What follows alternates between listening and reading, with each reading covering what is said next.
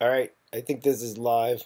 I've been like, this is my first live stream, and I've been trying to set up Twitter, Facebook, and all these things that Sarah tells me you have to tweet to get attention before you stream. And like, none of them are like, half of them are like, I don't know your password. Let me send you a verification code. I'm like, no, I need to go now. So, all right, I'm live. I have a box right here that came by UPS from a faraway country. And it's wrapped in this black plastic. And we're going to figure out what's inside here. And then we're going to put it together because it's a kit. So let's do the honors. I'm just going to slice down the middle here. Oh, you can almost see the name.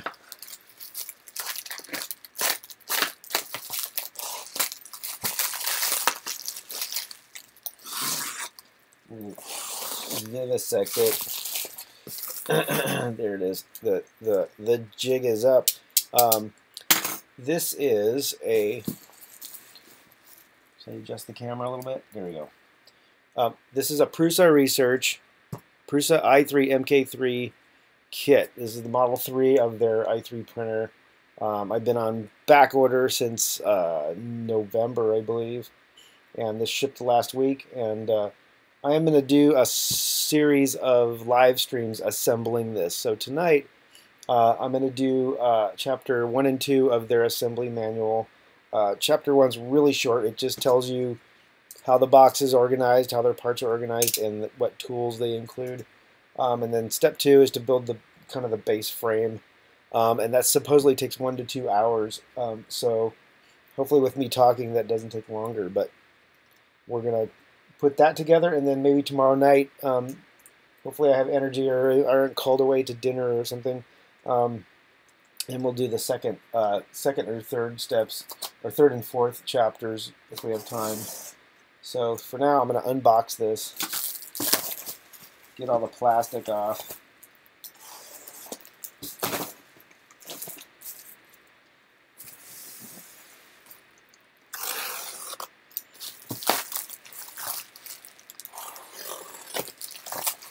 All right, the other thing to note is I don't have chat turned on because I can't multitask like Sarah does. So if you're trying to chat or something, I'm not hearing you. I'm gonna try to get Sarah to like maybe get in on that and comment on it. Then I can kind of answer questions. So if there's anybody watching, I think I have at least one viewer. I think that was what, Maker Block. What's the thing? One of my gadgets tells me. Yeah, Maker Block. If you're watching, hello. You're probably the only person watching. Thank you for tuning in. Let's get this open. All right, so this box is pretty nice.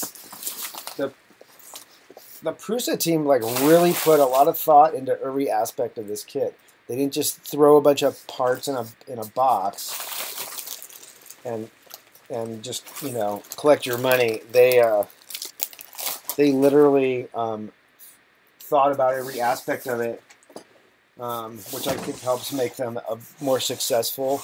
One of the things to note here is there's a handle on the top of the box, so in retail situations, people can kind of buy this kit. It's about the size of a suitcase, weighs maybe 20 pounds. So if you bought it at the store, you could just take it home, and it's not like a pain in the butt to like carry. So I think these are all well thought out things. The illustration's pretty good. It pretty much tells me exactly what my printer is going to look like, which is awesome. It has your website on there. And then the other nice thing about the Prusa is it's open source. So any part on here I need to make or remake, or I want to build my own printer, you can pretty much download the plans and like have at it. And I know people that have already modified certain aspects of this.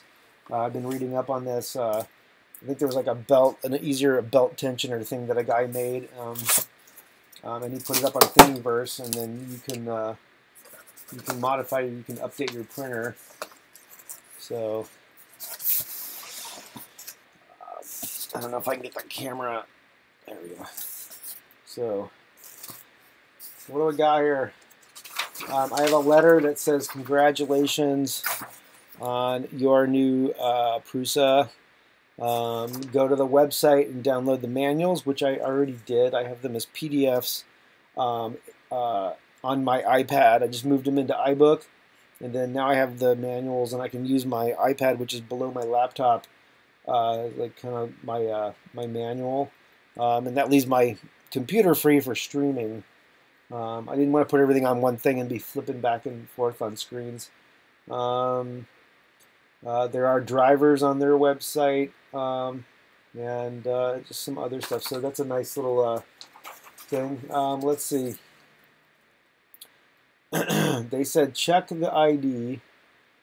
Oh, they put IDs of the packing list. This is how complete they are.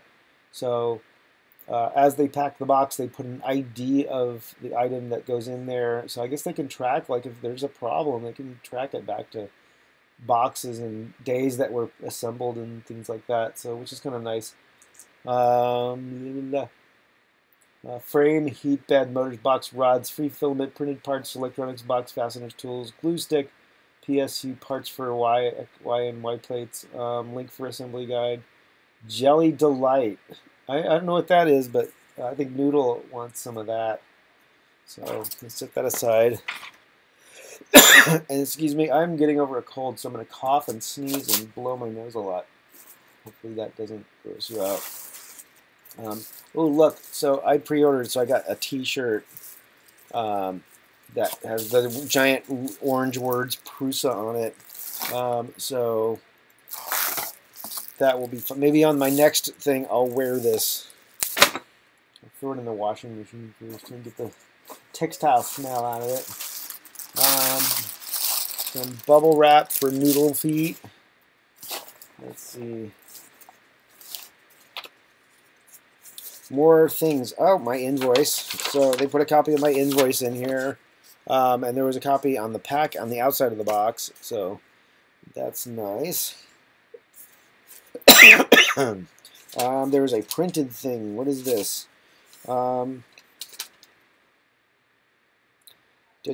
So I guess there's a hot end in here, and they printed out. I'm just gonna print it out here. So this looks like a store receipt, but I guess it printed out data on the hot end that's in here. So I'm guessing they pre-assembled that and they test it, and they give you all the numbers. Or it says OK on all these QA things. So they're telling you that they did test the hot end. There's a graph of its heating curve. So that's kind of nice that they're telling you that they put some attention into that. This you can get this as, I think, PDF on their site, but there's the 3D printing handbook. The glare off of there. So 3D printing handbook. This is the user manual for this. So once it's assembled, this manual takes precedence, and it's got, what has it got here? A lot of glare. There we go. So it's just got like user interface things, like how to use the various aspects of the tools that you download and things like that. So really nice guide. I'm sure this is going to help me get started on the printer. So that's good. This is in here. All right, there's a. I guess I'll just unbox everything and lay it out on the table, and then we'll, when we get to the next step, we'll clear off what we're not going to use.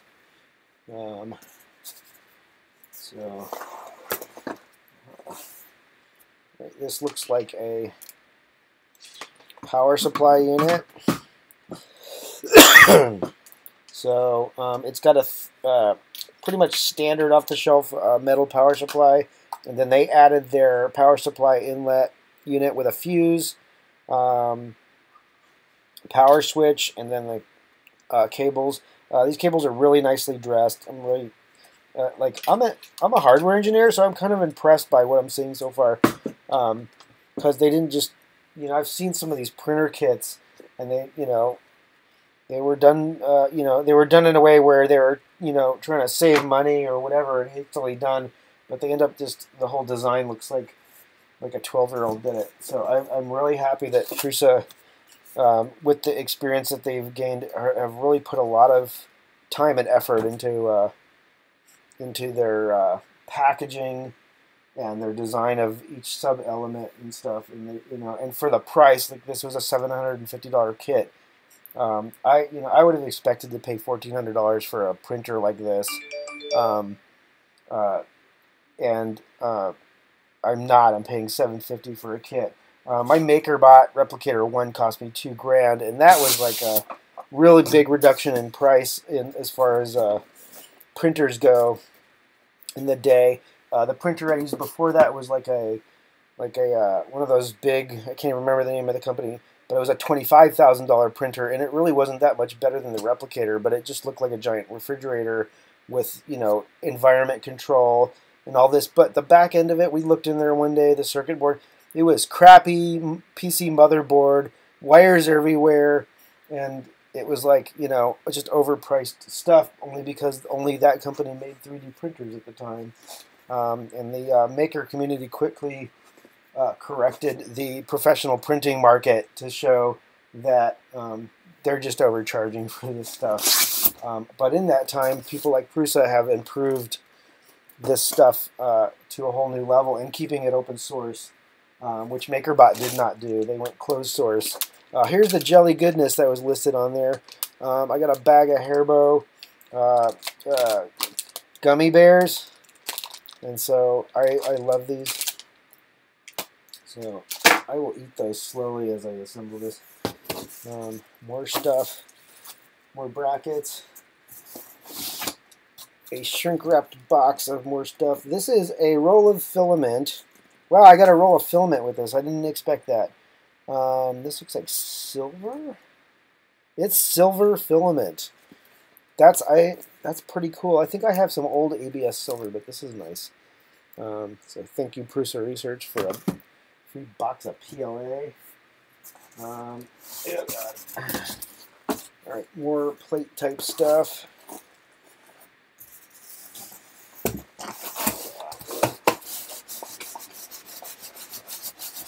Yeah, we're down to the short strokes here. Motor kit, pretty nice.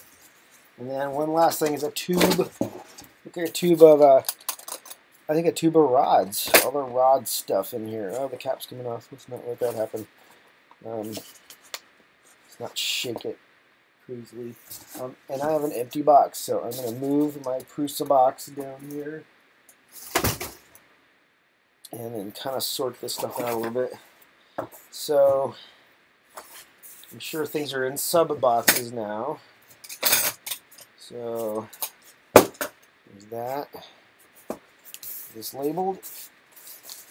This is not labeled. Alright. No label. So some of these things are, I want to note this too, is some of these things are the labels. I mean, they put some effort into the label design to show you what's in there. And when I go through the first step of the instructions, I'll tell you what this means. But everything has a system that they came up with, and it makes a lot of sense. And I think it's going to make the assembly easier to find the parts out of these things. So pretty cool.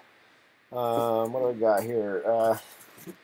All right, so filament. I know I'm not using filament tonight, so I'm going to set this way in the back. I'm not going to be going through that. I have two Prusa boxes. Identical boxes, but different things inside. All right, so that's pretty much everything you see here is what was in that box, and I'm gonna go through chapter 1 of their assembly instructions, and then we'll move on to chapter 2. Chapter 1 is really short, so let me get that up.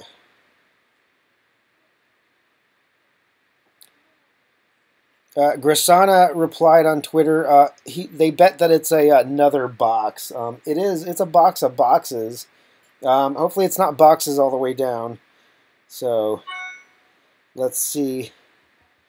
Let's see what's in these sub boxes. So I'm opening the PDF for the Chapter 1 of the Prusa assembly manuals, and then I'll so this is the the cover looks like that, and they're showing you the tools. I guess it comes with the pliers. Getting ahead of myself, pliers, screwdrivers, and Allen wrenches. So they're saying that the tools are included, which is really cool. So let's figure that out. So step 1, all the required tools are included, except for the knife I used to open the box. I wasn't sure. I had 2 more. I put these over here. I brought these from my tool bench, but I'm gonna leave these aside because I don't think I'm gonna need them. So I'm gonna put these over here.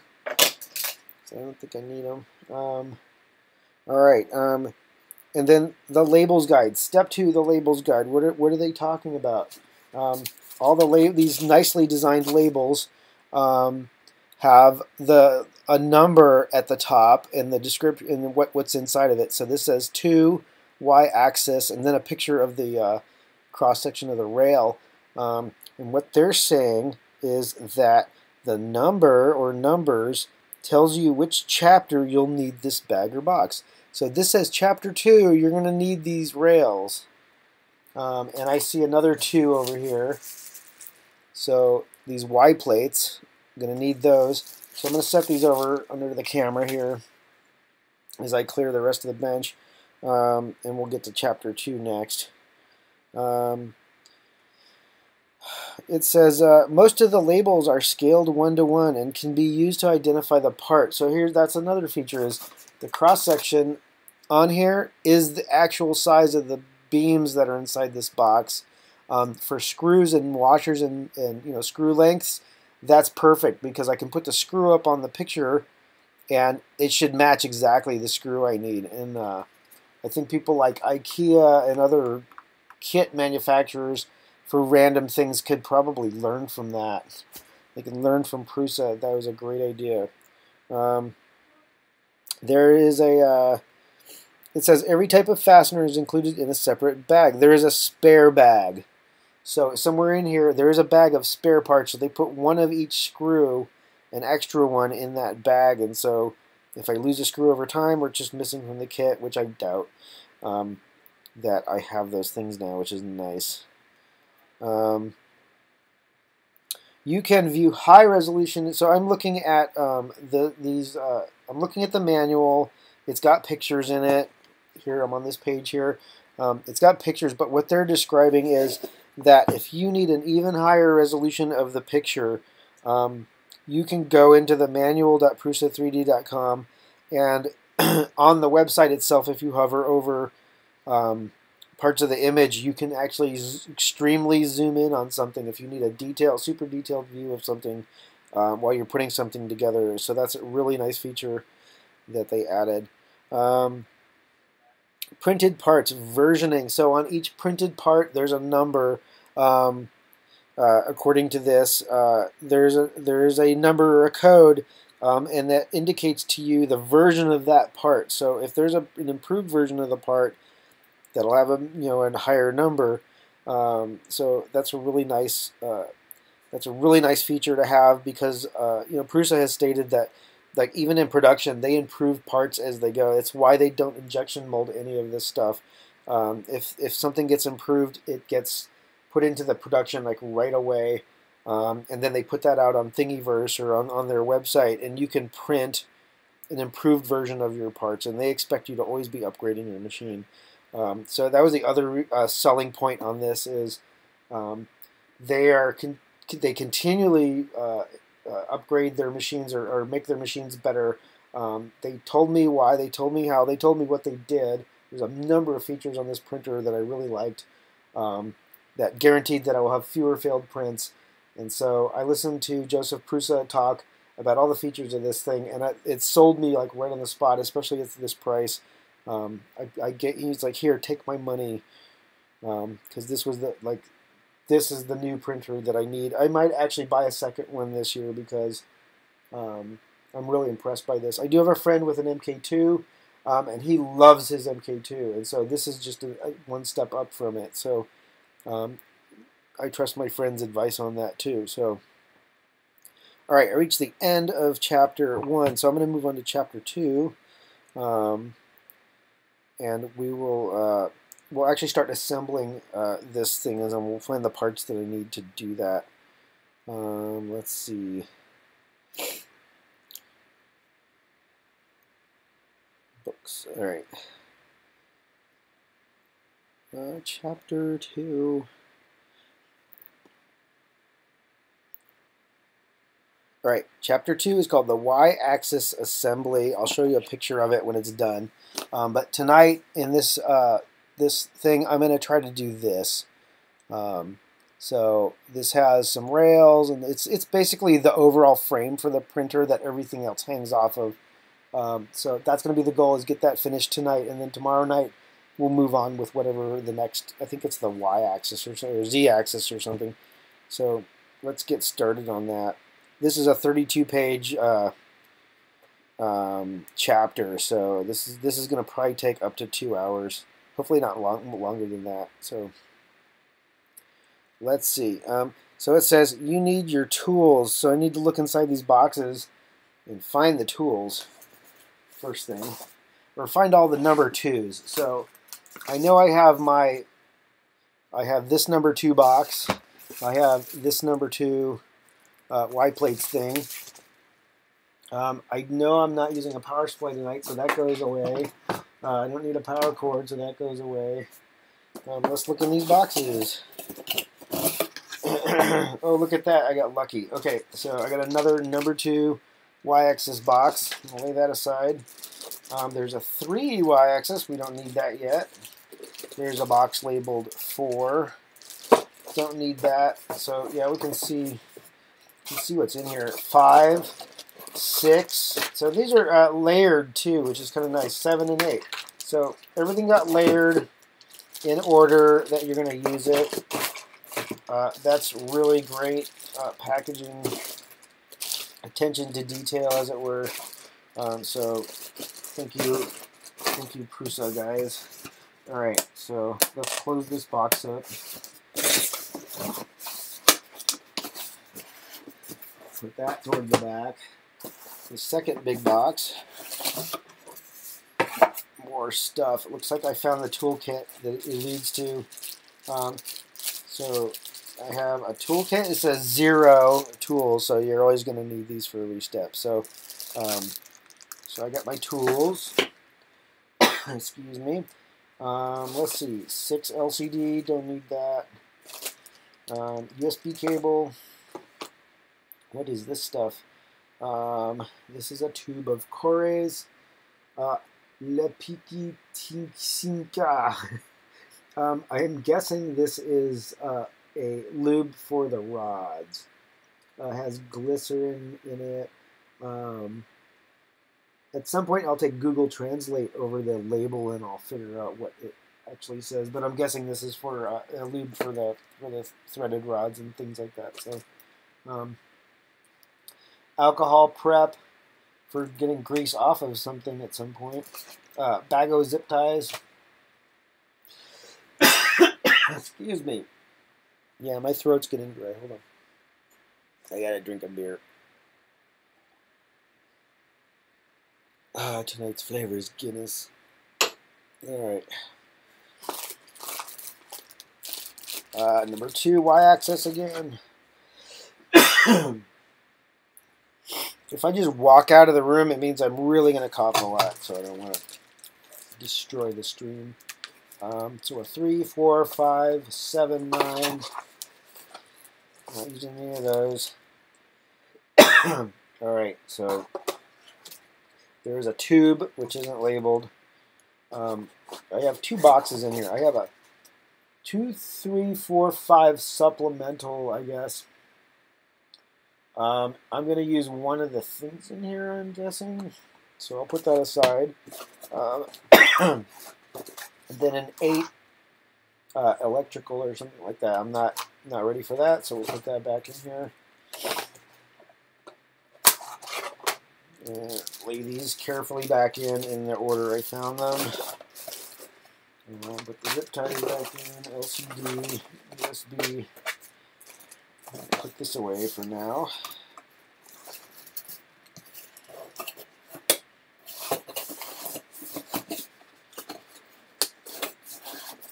All right, that's that.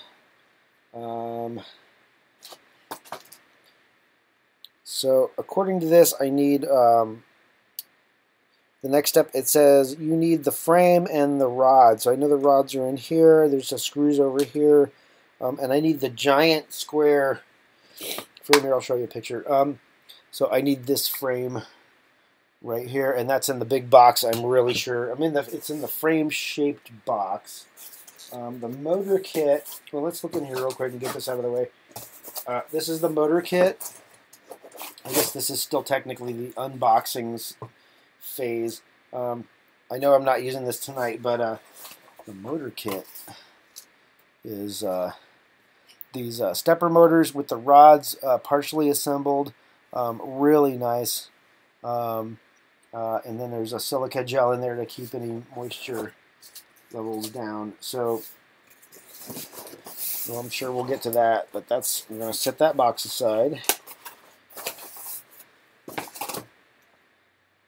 And then this is a box of rods. It's got a step 2 on it, so I'm going to need to pluck something out of here at some point. Probably a plate or something like that. But I'm going to wait on that. I'll just set this back here. But for now, and that's all the boxes. So in this box, we're going to pull out the frame. But in this box, other than the frame, is the steel sheets, which may be the printing sheets. I think it is. These are the removable print bed. Another reason I bought this. The print bed is held in with magnets, and you pull it out, and you this is spring steel, and you bend it slightly, and your piece will come off. Slap your bed back in, and you're good to go. So I have a glass bed right now, and we use like a one of those drywall scrapers to get stuff off, and sometimes that's a pain in the butt. But it does keep the parts flat, so this is kind of an improvement for me. This is the heated print bed. It's a giant circuit board with wires in it, and you run current through that, and it gets hot. So that is the trick that all the printing companies use. It looks very nicely made, though. I'm really impressed. Very nice. Can't wait to use that. Alright, so I think this is my frame. Yep, that's the last thing in here. This is my, you can see the label on it. This is a Prusa frame. In the assembly instructions, I couldn't tell the material in the instructions. I was like, oh, is that like laser cut plastic, like MakerBot does? No, it's not. This is metal. This feels like maybe aluminum. It's not as heavy as steel. So, but it's powder coated. It's got a really nice, kind of a nice texture coat to it. You can kind of see it there in the light. So really beautifully done. So that's nice. And I'm going to start with that. I'm going to tuck this under the box. And I'm pretty sure, actually I don't think this is, I'm going to look forward just a little bit, see if I need this for this step.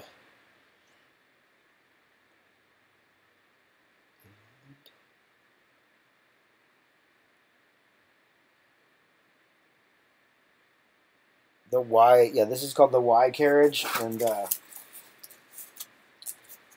leave it in the little carrier. This is at the end of the chapter. I'm going to need this, so I'm going to set that aside. So there we go. And this is an empty piece of cardboard. All right. Look at that. So these are all the parts I need for this step of the assembly. So why don't I get started? So let's go to the back. First of the chapter. All right. I'm going to need tools, so let's unpack our tools.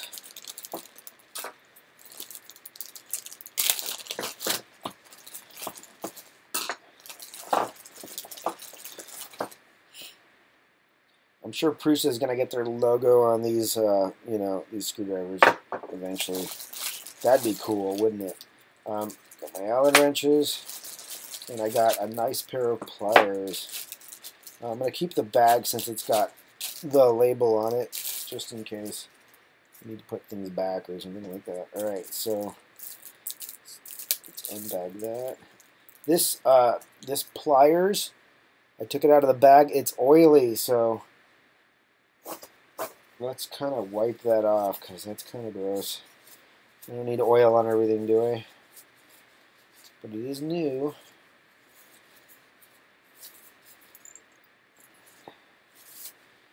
Alright, so ready to go.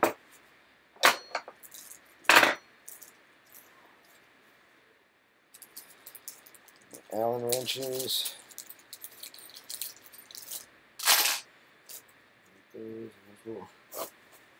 In case these are a little dirty or oily.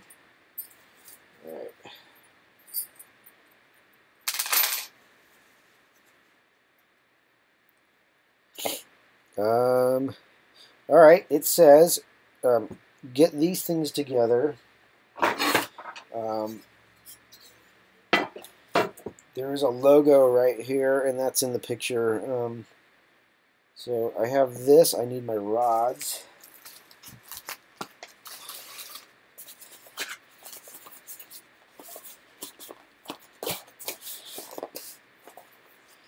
Alright.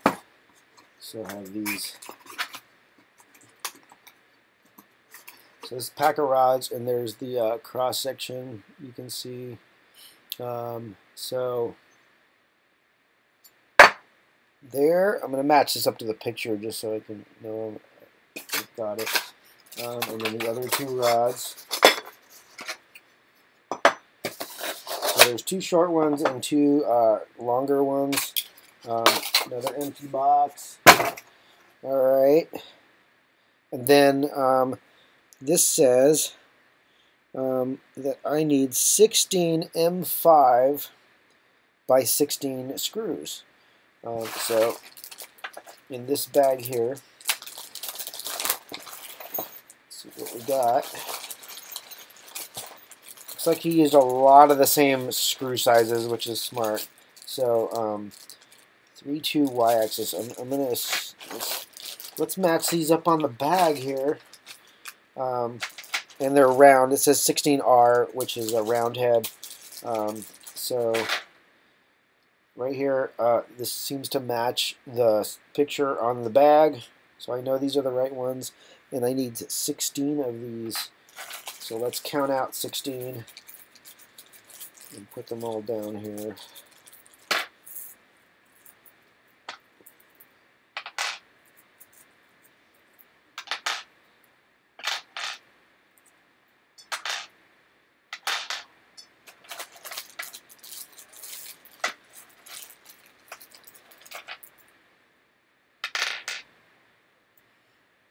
I'm going to count these again because I think I have 16. So let's seal that bag. So 2, 4, 6, 8, 10, 12, 14, 16. Okay. 16 screws. So I have everything I need for this step. Alright, it says take the longer aluminum extrusions and place them next to the frame. Make sure the Prusa logo on the frame, top left, is visible. So so I have my logo. Let's see if you can see the logo in the light properly. Can you get that? There we go. Is it there? There it is. So that's the Prusa logo. It needs to be toward me when I do this step. I'm going to be putting the long ones on the same side, and I'm going to be putting them on the inside set of holes. There's, if you look at the frame, there's 4 holes and then another 4 holes, and so one extrusion goes one direction, the other one goes the other direction. So This is telling me to put the longer extrusions on the inside set of holes, and then I'm going to leave the outer ones that go that direction. So I'm going to thread these in. Hopefully these don't fight me much. I think once I get one, this thing will stand on its own, so don't struggle too much with this.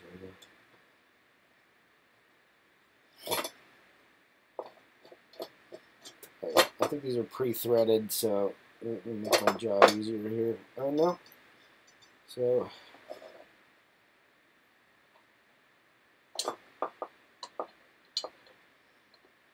is it pre-threaded?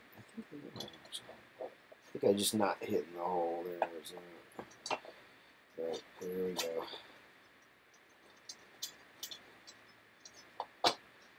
Yes.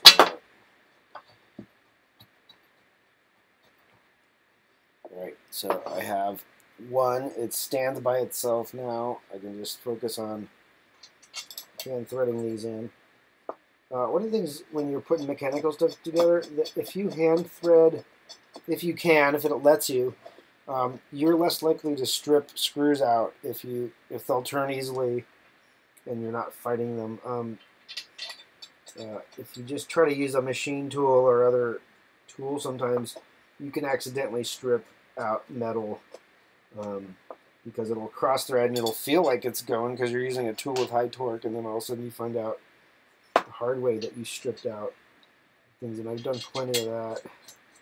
So I'm just going to gently turn these all in most of the way where my little fingers will go.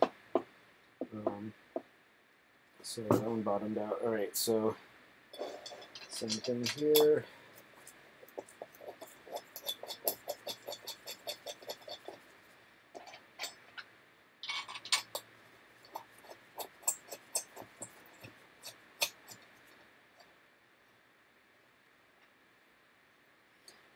I'm going to tilt this up so I can just get to the screws on this one.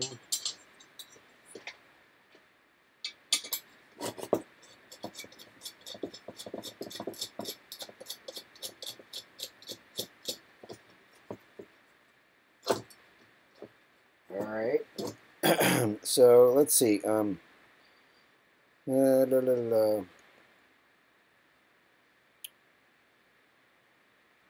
Okay, it says tighten the screws with the Allen key just slightly. So they want you to be snug without tightening them up, because I think there's a step where you're going to align these, because everything has to be kind of parallel for the printer to work properly. So they want you to kind of get these to 98% of where they want to go. So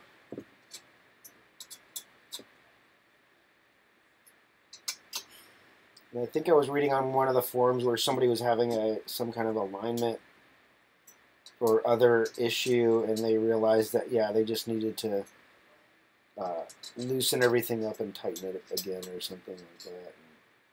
And everything magically aligned. So, all right, so these are snug, just not tight. All right, so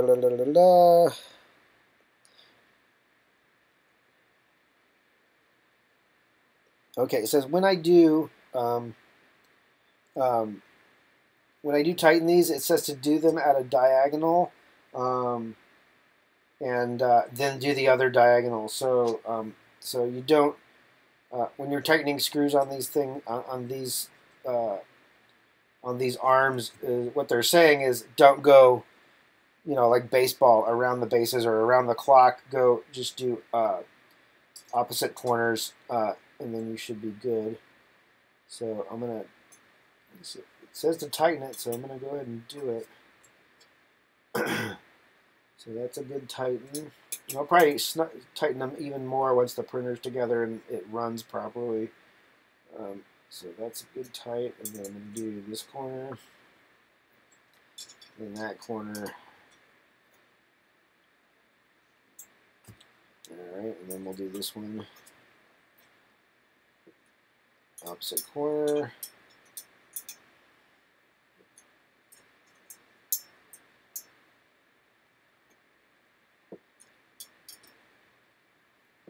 Alright, that's together. Double check that we did the right thing. So logo's right here. The legs come toward me, just like in the picture. It says proceed to the next one. Alright, it says flip the frame around. And then take the shorter legs, and we're going to put them here on the outside set of holes. Same thing we just did a minute ago.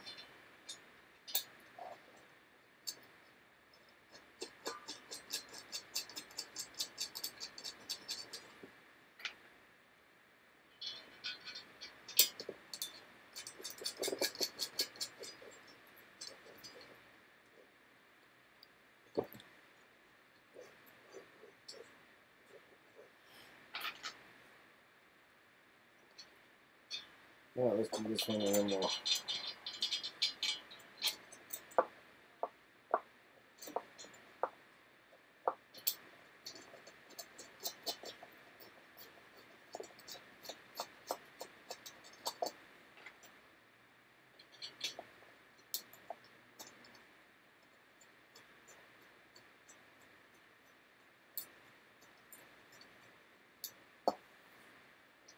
Yeah, I have to note that the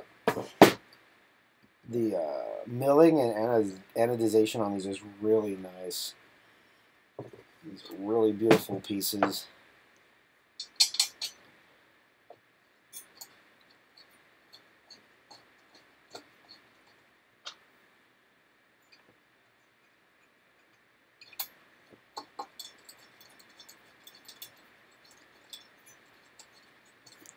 My blocking. Yeah, my webcam's not always where you want it, is it? You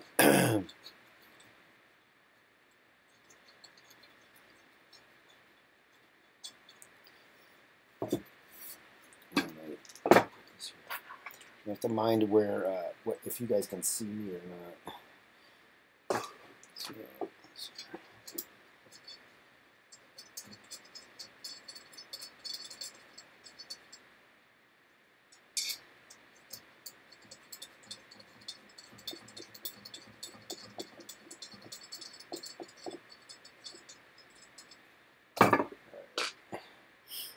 of tight quarters, so.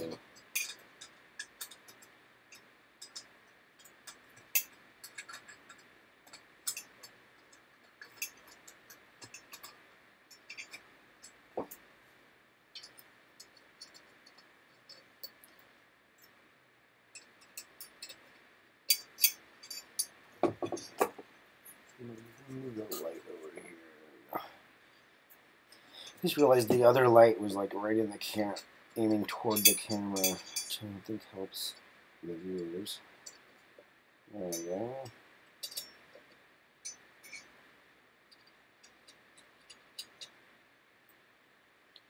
Yeah, I'm not tightening these. I'm letting the screws bottom out. Because it will make sure everything is where it wants to be before we tighten it.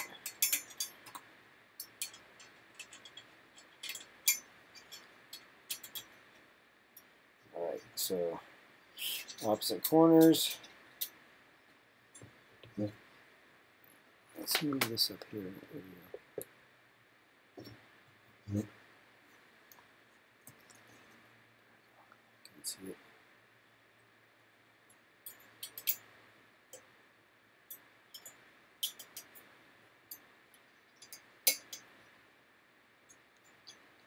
One more pass on this.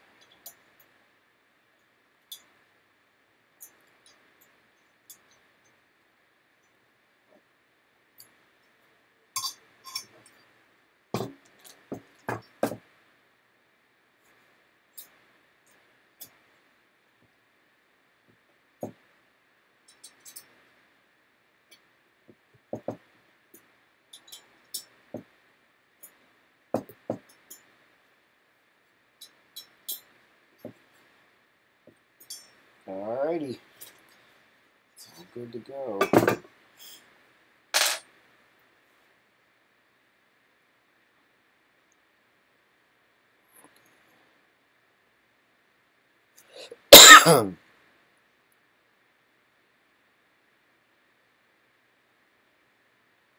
All right, so it says a final check on the YZ frame. It says just one more time, make sure your long extrusions are on the same side of the frame with the Prusa logo, which is up here at the top. I guess you can't see that, but there. So Prusa logo right here. Long extrusions, and then the short extrusions are on the side without the logo, and that the shorter ones are further away from each other, so their distance here is wider. So according to this, I did that right. All right, so now we're going to do the front and rear plate preparation. We need the plates, and we need 16 more. This is the non-R screws, I think. Is that a typo? M16 by M5 by 16. Yeah, it's the same. Yeah, the manual says it's a 16R, which means round head. This step doesn't say the R, but it is the round heads. I double checked. So, something for them. Maybe I'll comment on this. The person that wrote the manual, I'll make a comment on step 6 of chapter 2. So let's get these together. So 16 more screws, which might be the whole bag. So 2, 4, 6, 8, 10, 12, 14. Okay, that's the rest of the bag. So we have another empty bag here. And then the plates are in this bag here. So, the best. I need a camera crew. Alright, so I'm going to open this bag up.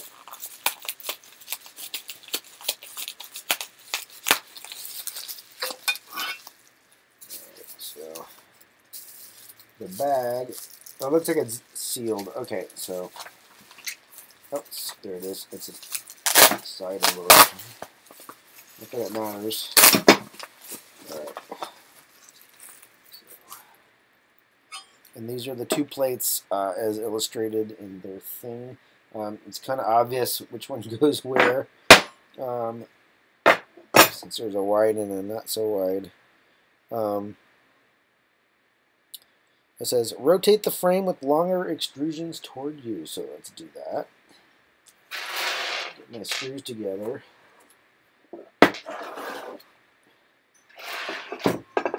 Alright. Let's put that aside.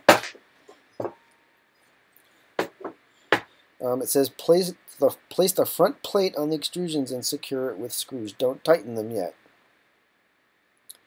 And then it says, when you do, in the second step was, yeah, finally tighten them, but on a diagonal. It doesn't say which way is which, so this is this appears to be a symmetrical plate, so it doesn't matter if you put it on this way or that way. All the holes are going to line up for you, so that's a good thing. So let's get the first hole up there.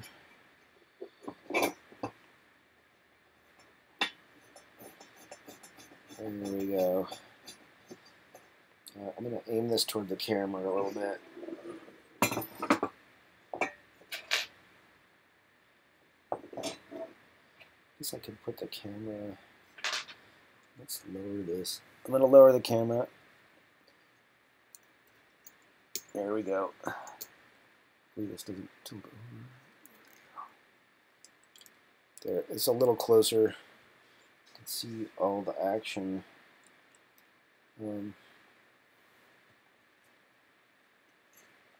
Wow. I need a lighting department too. Alright. I have a white table with black parts, so the contrast in the camera, I can't figure out what to do. So sorry about that.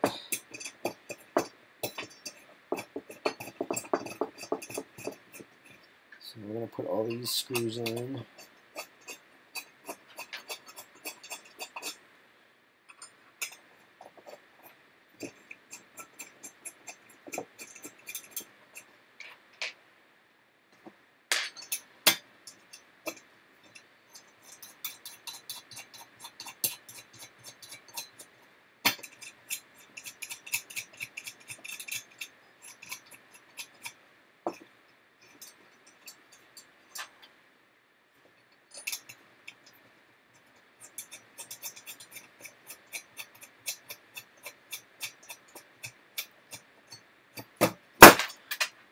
right.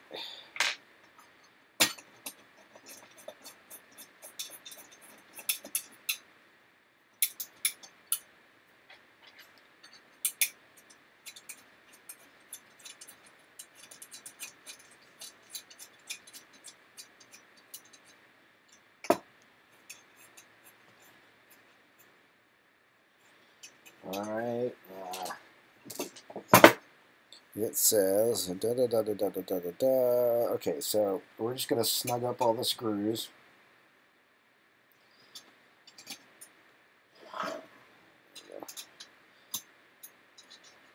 So I'm just putting finger pressure on turning these. I'm not tightening them at all.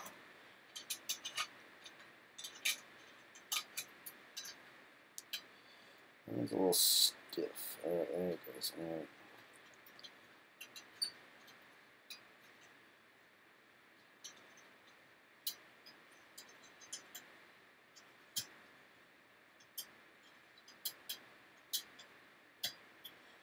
All right, those are all snugged down.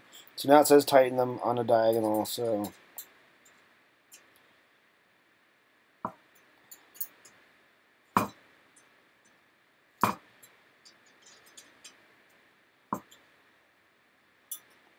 this one.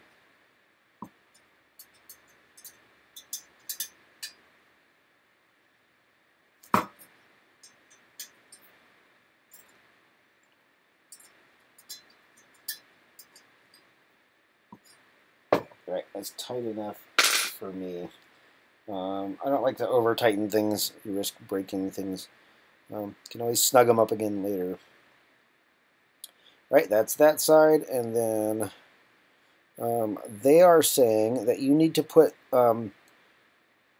some things in the slots on the short side. There are some. These are channels in the. If you look at this in the cross section, can I get the light just right? There you go. There are some metal pieces that are going to go down in these channels on this side. So I need to locate those, but we don't want to forget that step. So let's. What are these? It's one of these.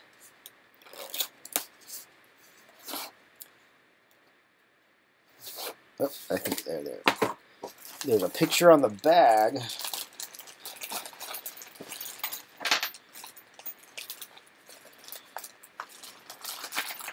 Oh, they're tiny. Okay, my brain was looking for something much larger. They're microscopic. There they are. Okay, it's these two little metal things. So these metal little biscuit things. So those go in the channel, and they'll help secure something or adjust something that's on here. So I guess these go in face up. They match the channel. You can see the edge of these. It matches the inside of the channel. So I guess they only go one way. So that one pops in there. And that one will pop in here. Very nice. You know what? I just ignored the instructions and caught myself. It's only on one side, and we have to make sure we're not mirroring ourselves. So let's set the frame up exactly like they showed in the picture.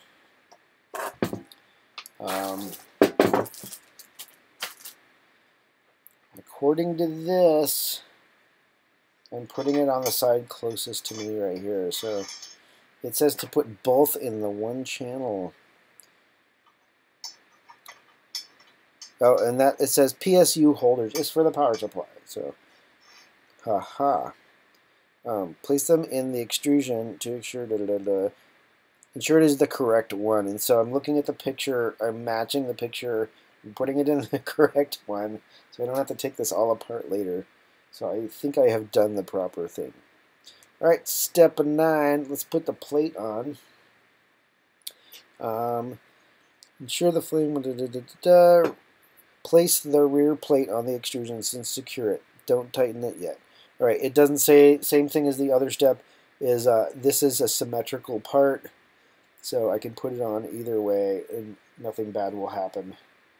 So let's flip this around now. And wish I could get it. All right, yeah, probably better. All right, so let's get that first hole, the awkward first one. Right in, well, that's a tight hole for some reason. I think it yeah, these are powder coated parts, and there's just a little bit of goop in the hole. So, all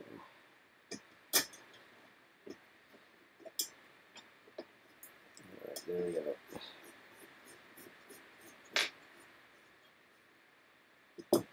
Secure the other side.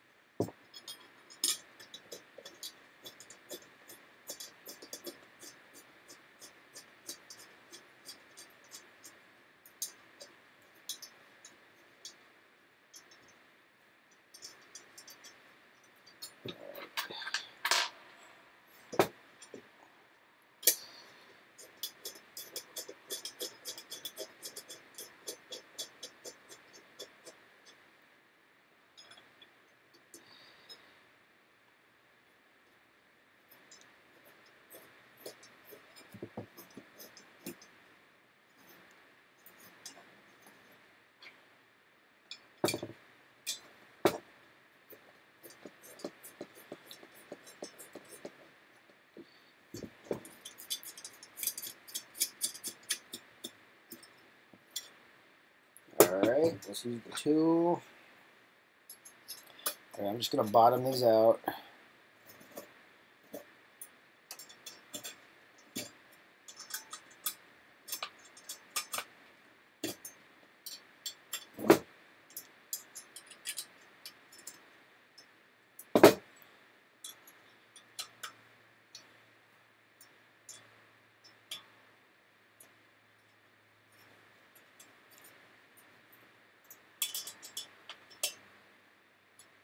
Alright, now I can do the final tightening.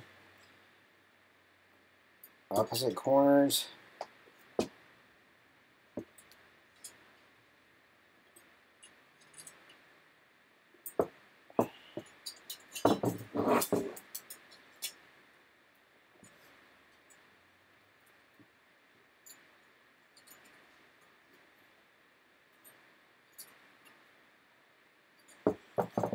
Alright. There's a frame. It's pretty solid on the table. Let's see, blah, blah, blah. Alright, step 9 is finished. It says, before you proceed further, place the frame on a flat surface. This is critical. It says all of the components are cut or drilled by machine to highest precision. But with uneven tightening, it is possible to warp the frame. So using your hand, try to wiggle with the frame sides and check to whether some corners are lifting up or not. In case you find some imperfections, release the screws, press the extrusions flat against the surface, and then tighten again. So we're going to level this out. I think my table's largely not too warpy. It's not too bad, but so it lifts up a little bit, so I gotta figure this out. It could just be my table.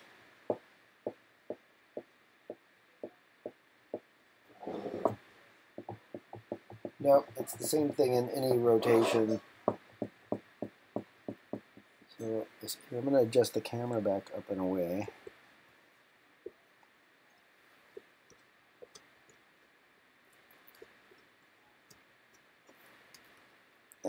get a little more field of view.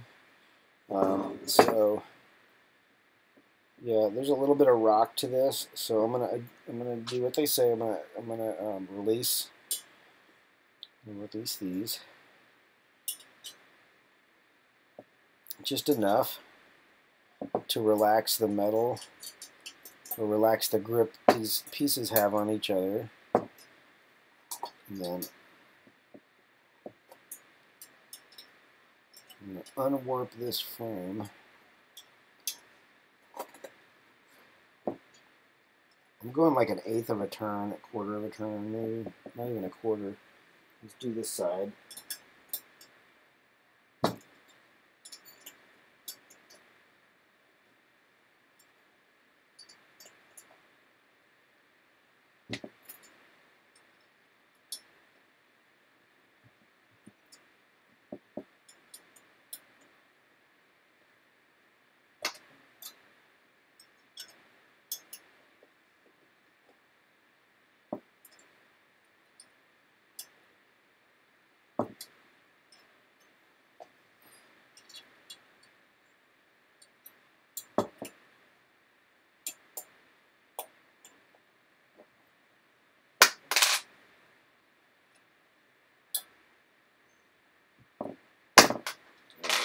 So I loosened all these.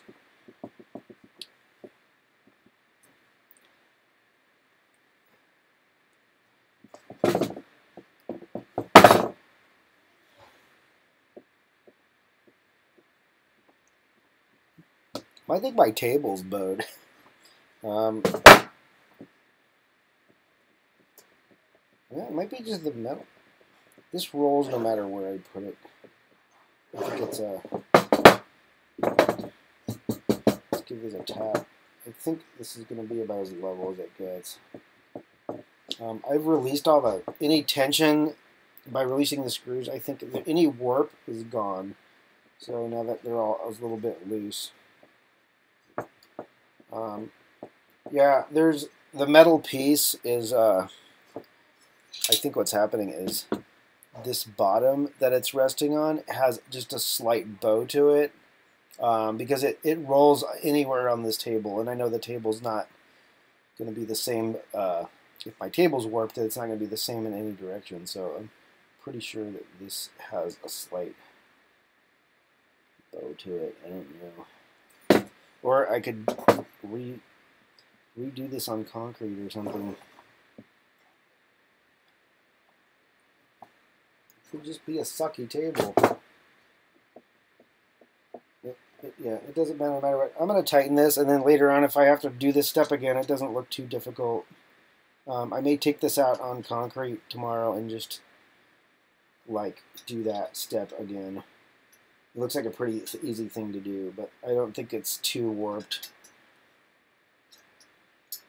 If it were warped, it wouldn't be all that bad. And it looks fixable, so I'm going to snug these back up so that they're where they're supposed to be.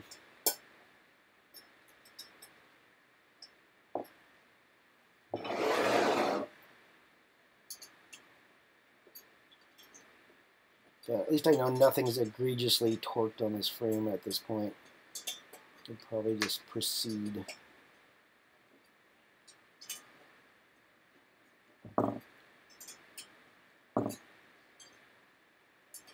The other thing this thing comes with is rubber feet, so it doesn't actually rest on this edge anyways. So that's another step. So I think as long as the frame isn't like really twisted, I think it's okay. So just undoing the screws, relaxing the frame, and then retightening them should prevent, I think, any actual true warping of a frame. If it doesn't print correctly, then we'll know, but that'll be one of the first things we discover in the final step, is we'll find out if this thing prints square and proper, and we'll try to measure that with whatever recommendations they have.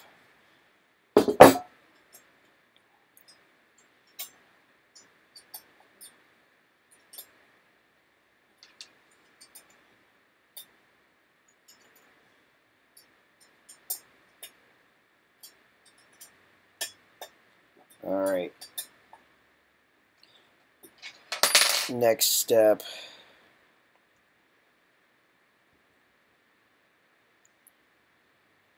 And the rubber feet I just talked about. Okay, it says that this step is optional since we're going to be moving the printer around. So I'm actually, here, I'll show you the step. So it says put these rubber feet on the bottom, but since we're going to be moving the printer around and upside down, and it said it's mainly to protect your work surface if you're worried about that. I don't care about this work surface, so it's made to be scratched and other stuff. So I'm going to leave the feet in the bag for now and skip to the next step. Let's see. Alright, so we have the Y-axis front and back holder, step 12. It said starting January 18th, the Y holder front and Y holder back parts are replaced by a Y rod holder, which is the same shape for all 4 pieces.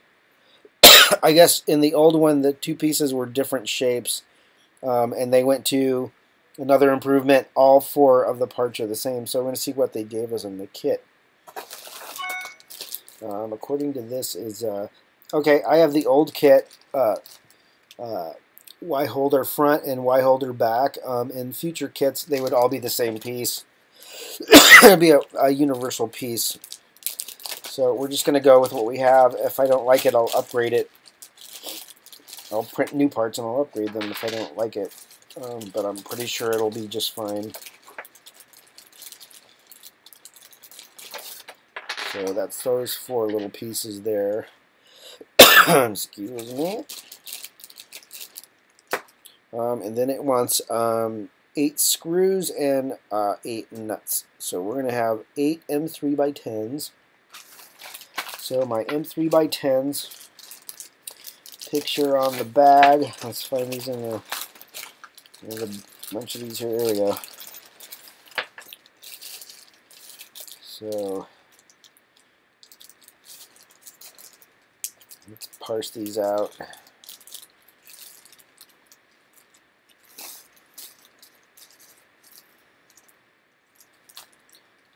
This bag has it's got a bunch of screws, but it's got the couple of gears, things that we're not using yet. So I'm going to take those out, put those back in the bag.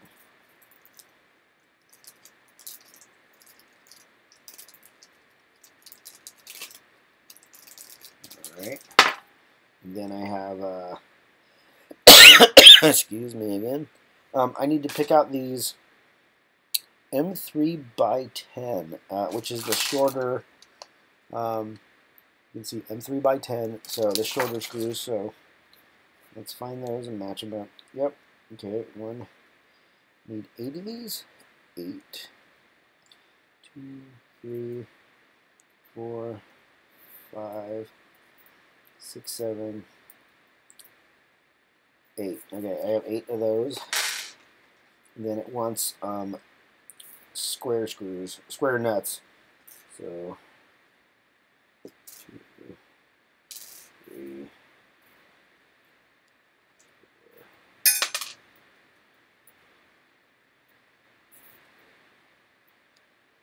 4, 5, 6. I think that's all of them.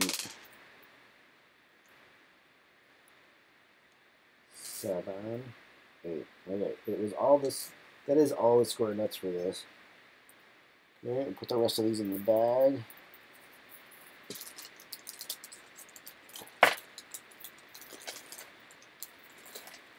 There we go. And put the nut bag. Something like that. Just want these back in the right place in case I ever stop doing this. Okay. I have all these parts. I've read the special note. It doesn't apply to this. So, blah, blah, blah. Alright, it says put the square nuts in the holders. Hello, how are you? May not be a raptor. There's a Sarah. There's a Sarah. Yeah? How are you? Noodle says that he No, yeah. is very upset that you aren't giving him any attention right now. He is getting a little brother to make parts for him. That's not a brother. It's a minion. It's a slave. It's a slave. That's not cool. So I'm putting in the nuts. You can see I put them inside the slots on the part, and it captures the nuts in there. So I have to do that for each one. Stay in frame. I wonder how many not people are watching. There's 3. There's 3. Me. Yay. Maker Blocks there. Say hi to them. Is Tony still in? Yes. Oh. Hi, Are you watching in there? Yes, we're watching. Oh, okay. We're talking to your people watching. Oh, good. Thank you. Sarah is the answerer of my chat. No, I'm not. I'm heckling you. No, she's the heckler of my chat. She's a bad person.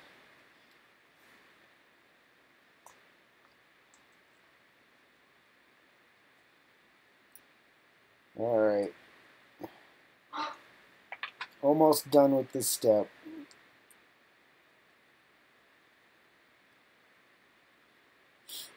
Oops. Yeah, with these 3D printed parts, putting a slot in there for to capture nuts is a great idea. I've used it many times on projects. Sarah and I used it on our Delta robots that we made, and that keeps things together. Let me just inset the nut. Okay, so those are those. It says use an Allen wrench of the appropriate size to align the hole, line the nut with those holes so that when you go to thread, that they'll just magically like engage and you're not struggling with them. Yep, that one needs to be pressed in a little bit. So, there it goes. All right. So yeah, I just gotta line the centers of these up, and everybody will be happy at assembly time. All right, those are good.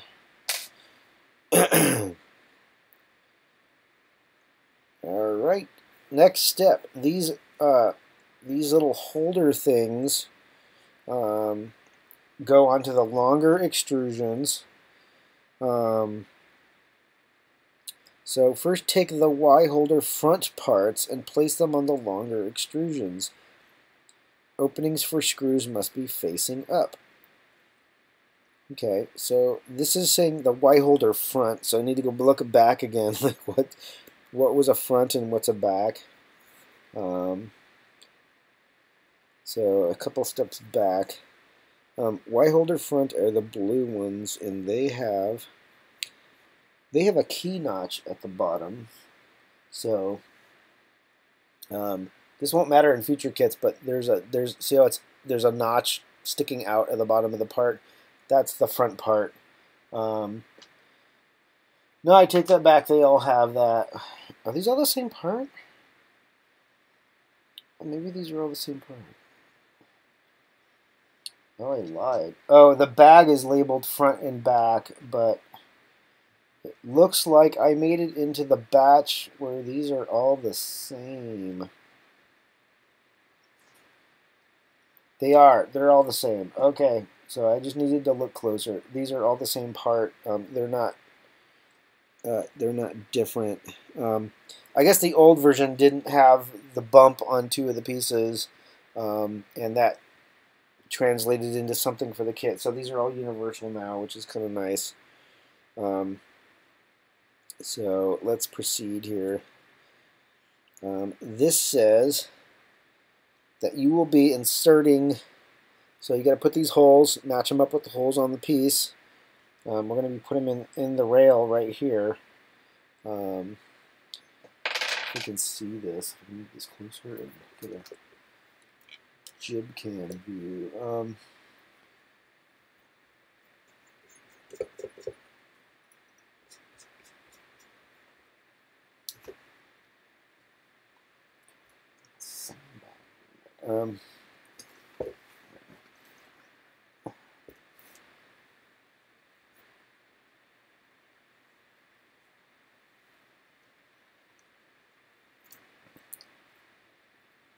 Better?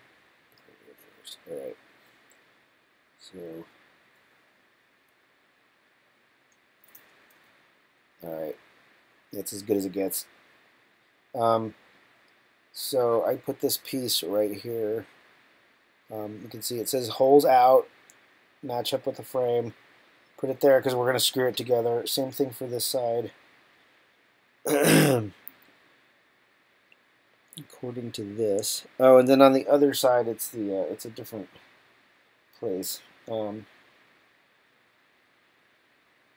holy crap.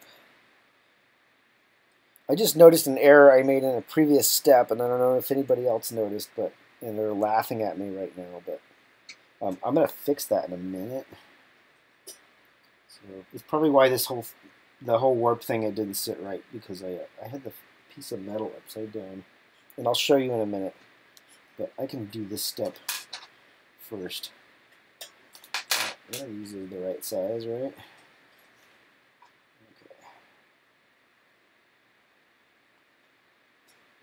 So let's get these clips on first.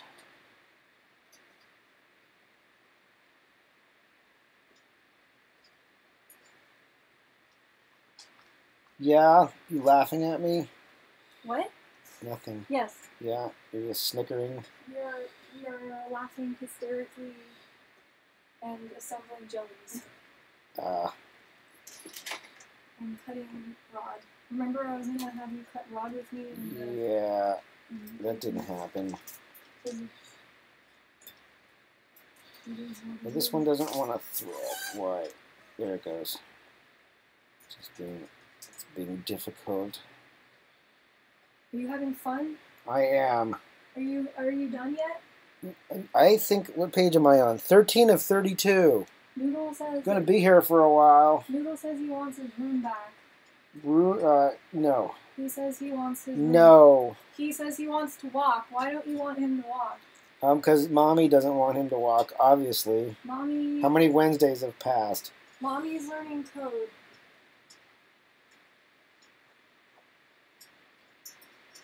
Right. Yeah, I was looking at the picture and I realized I put a part in upside down on a previous step, so... Don't do that. I know, I gotta fix it now. We're making jellies. I'm embarrassed. Jellies. I'm making... All right, there. Those are nice and tight. They're in there. That's... So I'm going to describe to you what error I made because I wasn't really paying attention. So if you notice, on this side, these are the struts with the little feet things. On this side, can you see what I possibly did wrong? Yeah, this is upside down. This needs to flip over, and it's why it sits weird, because it doesn't have 4 feet. And I should have noticed that when it didn't sit right. But you know, I'm doing a live webcast and I'm focused on that. So let's pop this off, and then we'll continue on. But shit happens, right?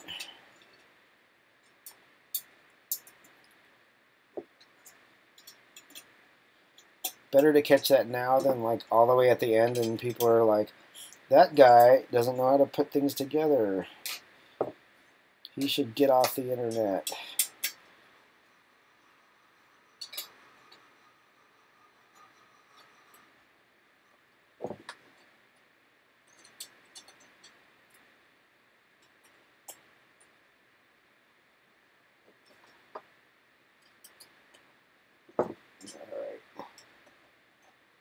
Correct thy mistakes.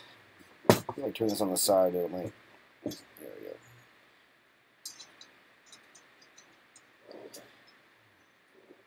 I don't think there's a good. Is there ever a good camera view for this kind of stuff? There we go.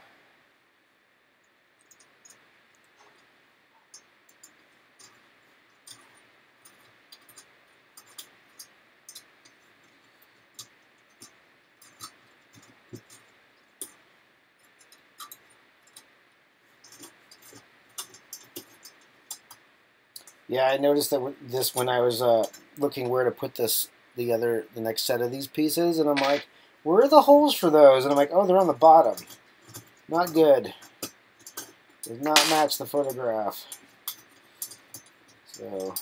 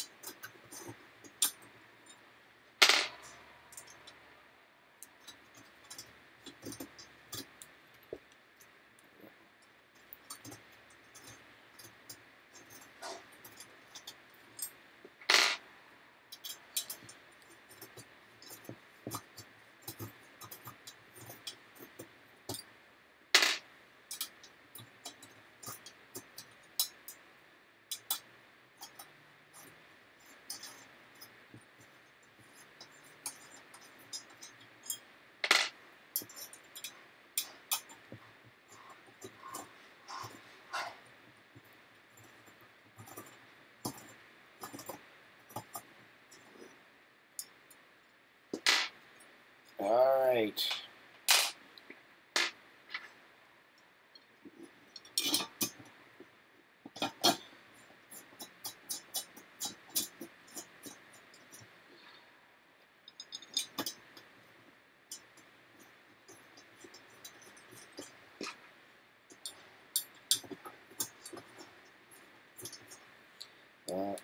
Really in the camera where we're doing the work.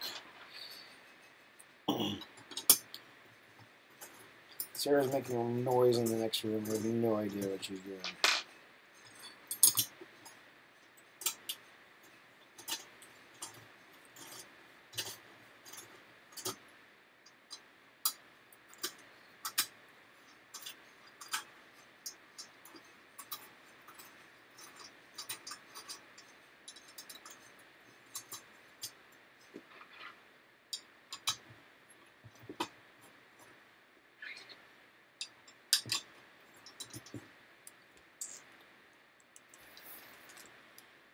Oops, sorry. Yeah, this new tripod I got has no, like, anti-ballast. It wants to unbalance itself. There we go. There we go on that. There we go.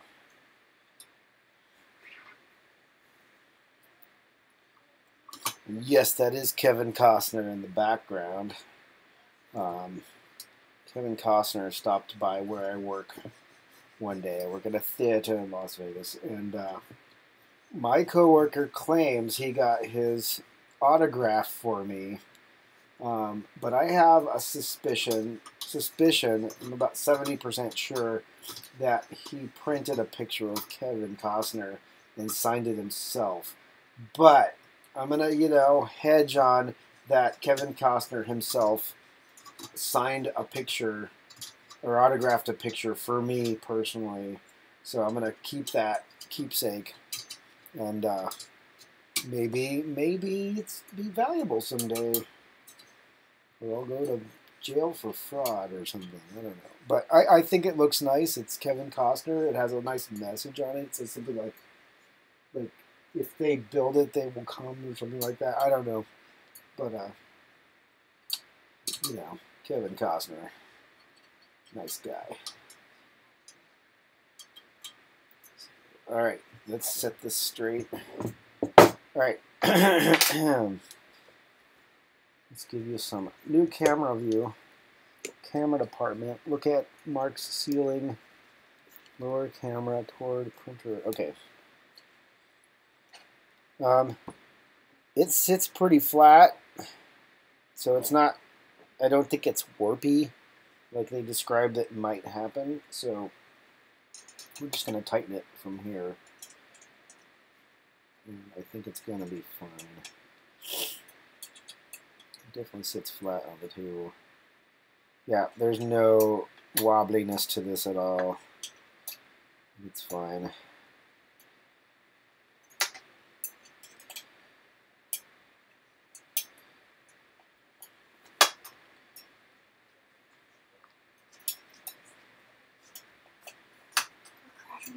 What are you doing?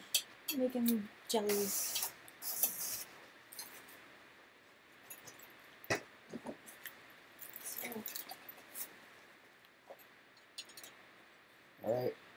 opposite corners here.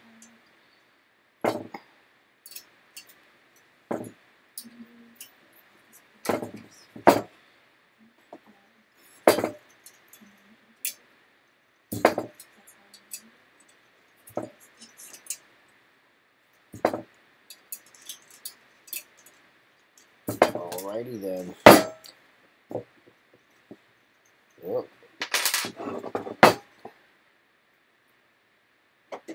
Decent. No wobbling. Okay.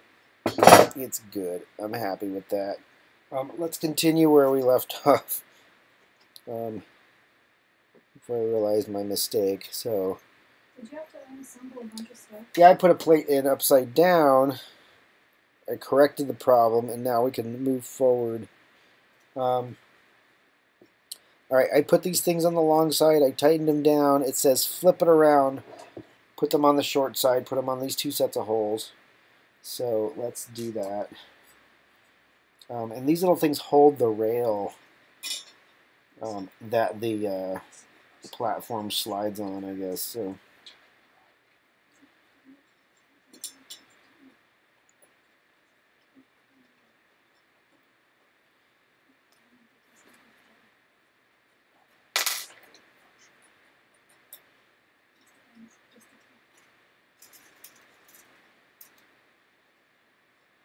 Alright, next one.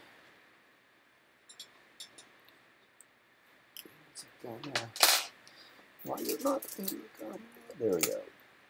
That's a little better. Yeah.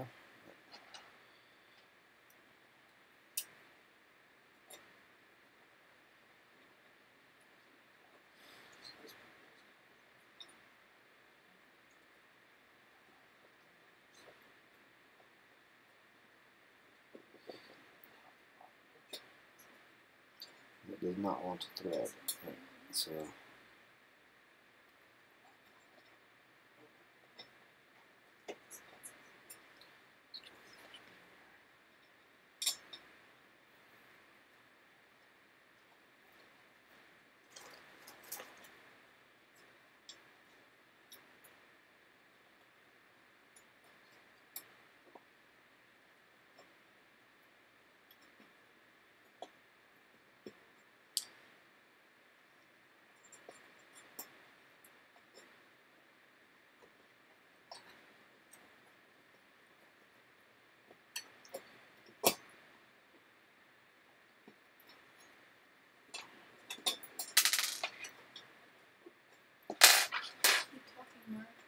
Sorry.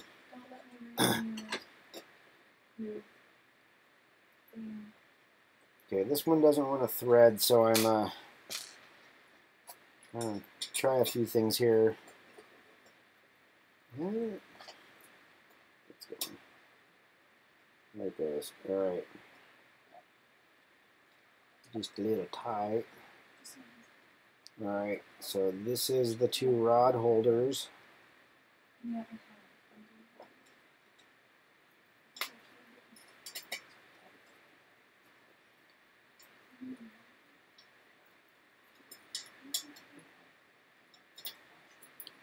All right. What does it say about tightening?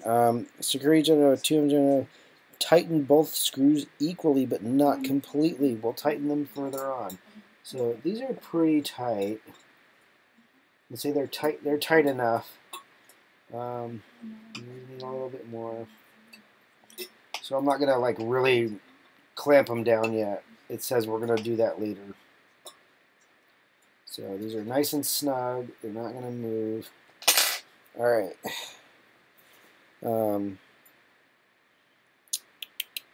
Let's see here. Okay, step 15.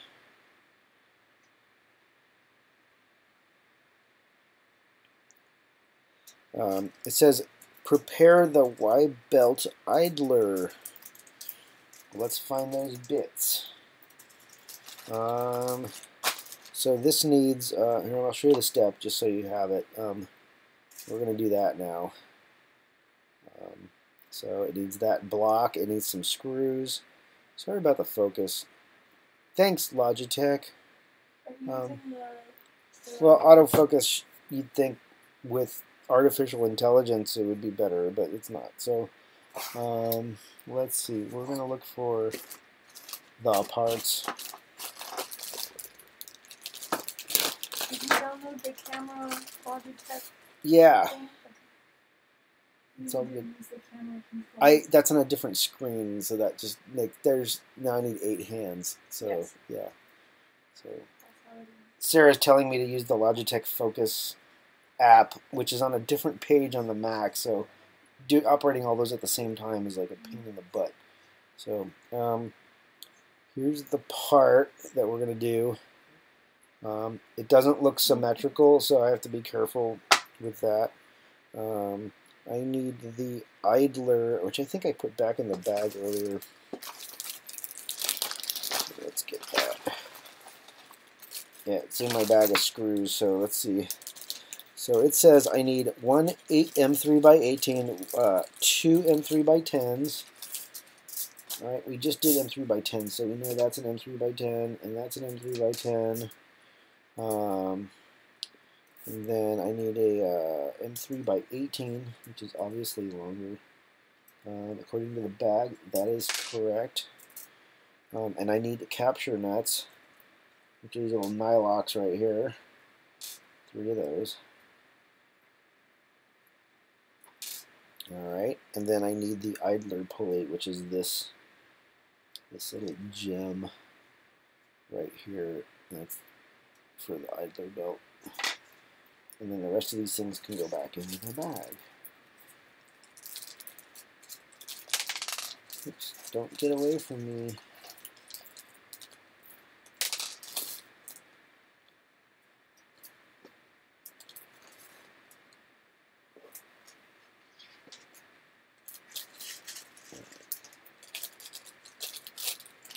Back in the bag.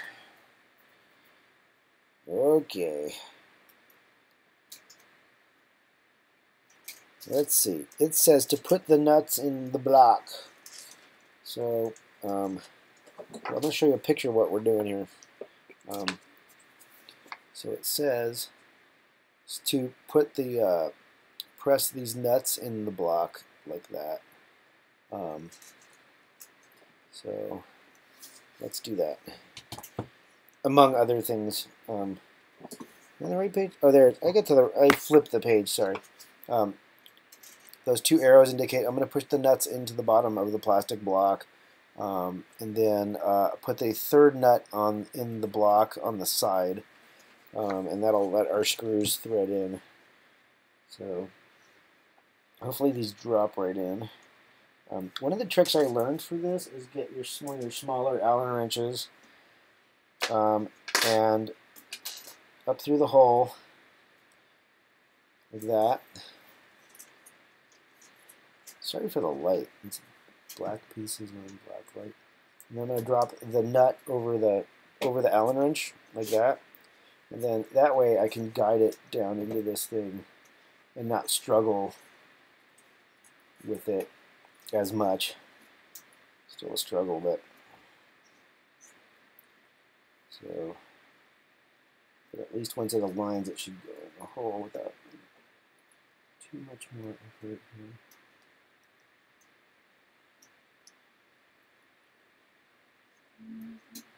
Okay, once it's kind of set, then the other trick I learned is you take a bigger Allen screw. Excuse me, and try to press it in. Press it on the table, or use a needle nose. But there.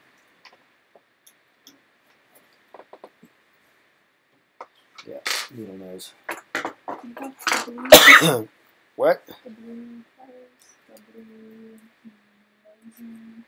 What? Blue needle nose? The ones you stole from me and put in the bathroom? For plucking things? I don't know where the other pair is. Do you have one of them?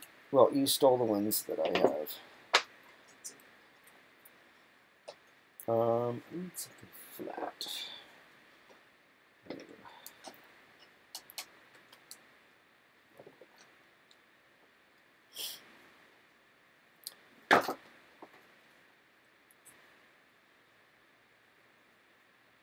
There we go.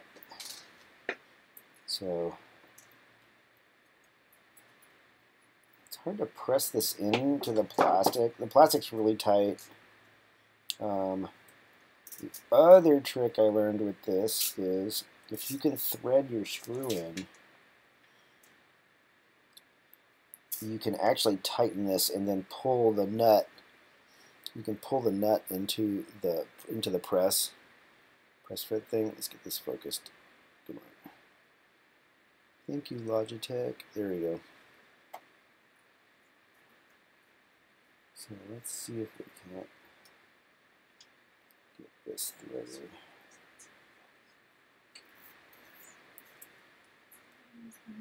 What? Nothing. You making fun of me? You're saying, you're saying thank you, Logitech. I'm kind of disappointed you're not saying focus, you fuck. No. I like to shame the manufacturer of something that says it has autofocus and then it doesn't. Or it does it horribly. Or you're trying to keep it child friendly. Yeah, I am keeping it child friendly. I can't have. But Logitech's been around since the mouse was invented. Like, come on. Autofocus. Just lost a sponsor right now, right? Well, has been around since the birth of internet. Come on, innovate. It's true.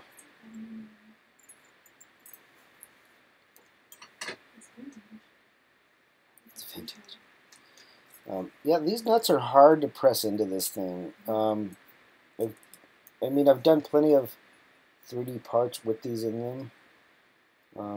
But yeah, that actually helped. So what I did is I threaded the screw in, and that's keeping the nut from tilting too much while it goes in the hole. And while I used the pliers to press and all that, but that seems to be keeping it straight enough that I can kind of keep working that in, or at least have it in enough that when I go to put the final assembly, that it'll all pull together. But that looks straight, so I'm gonna go with that. Same thing for this. The only thing about this is it's a hexagonal. This hole in here, if you can see it, the 3D printed hole is actually a hexagon, so it has to match your nut. You can't just put the screw in and draw it in. You'll mash your plastic up. I'm being careful to make sure it's aligned, but once it does seem to, the facet aligns, I'm pulling it in. That one went in a lot easier. The other hex hole just wouldn't go in. So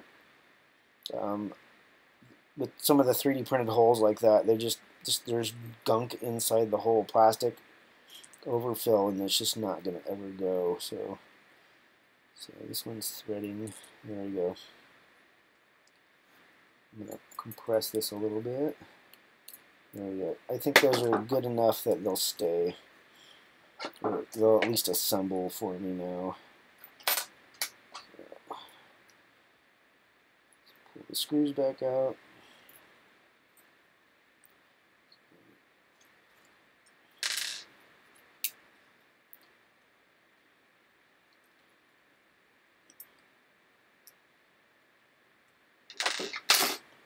Alright, and then we have a nut on the side. So I can see the side of the piece. There we go. Focus, damn it. Focus. Yeah, like I have handy cams that have better quick focus, so I don't know why.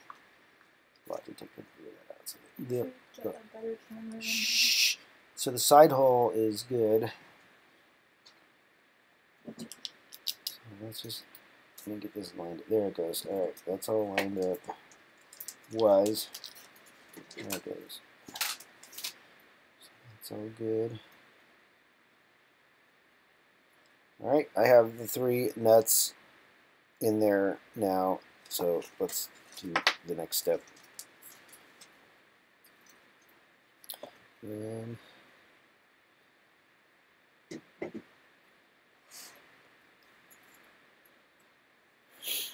it says put the idler in. Let's see. Insert the prepared bearing in the V-belt idler.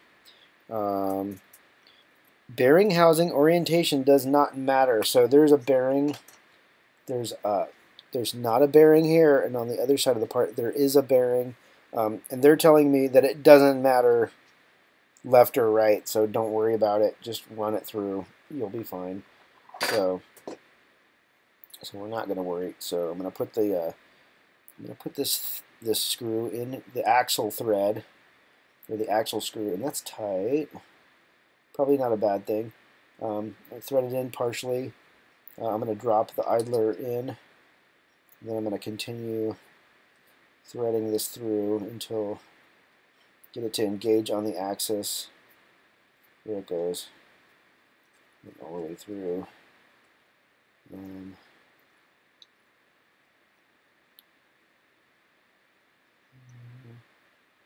Focus. Wow. Crappy focus. And then we're gonna, let's see, tighten it. It says don't fully tighten the screw. It just because it's a nylock nut. As long as it engages the nylock, it probably won't back out. Just don't use that in aircraft parts or something. So get this to thread all the way. There it goes. So I'm going to tighten this until I see the screw protrude through the nylock, or just at least engage it all the way. Wow, that doesn't really go. Is it bottoming out? I think this can go further. It's just not. I need to press this in more. I'm thinking this isn't long enough. I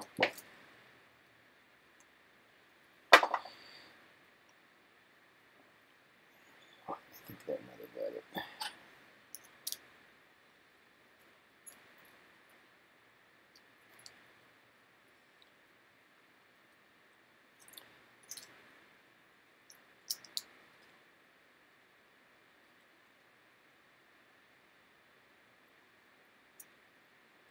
That screw is not long enough. I wonder if that's not the right screw.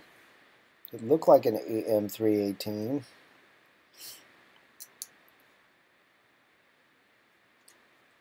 It like tightens down. It's just hard to thread. This screw is not long enough to engage the nylock, so I think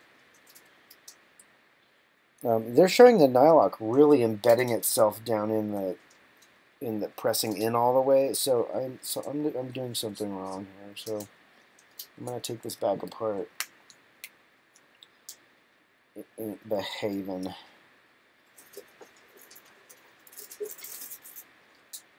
See if I can get this part pressed in more.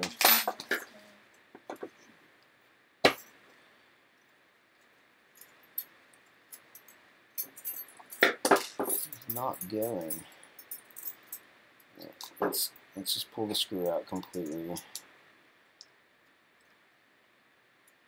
And then see if we can get the nut in as far as it needs to go. But I can tell it's not engaging, and it's not tightening, it's not threading. Let's fix that.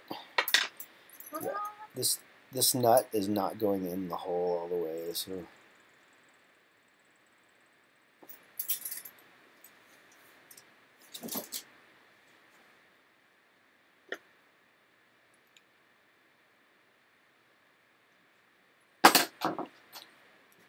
the various tools that we have. Where's that?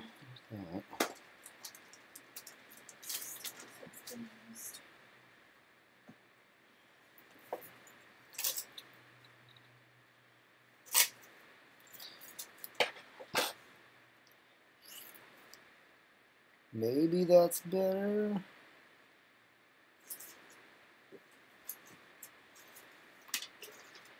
Definitely this one.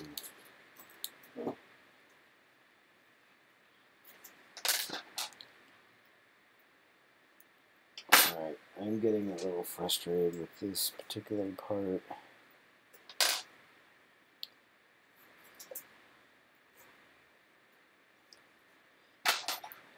So when this is when this screw goes across inside, it looks like something in here. Well, let's just see if I can tighten this and draw this nut in without the bearing. Maybe.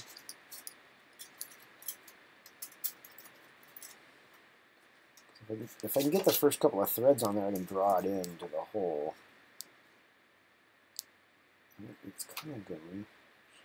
There it goes. All right, it's engaging. I'm just gonna draw it all the way in. Yeah. There it goes. A little bit more. All right, that's definitely correct. So let's take this apart.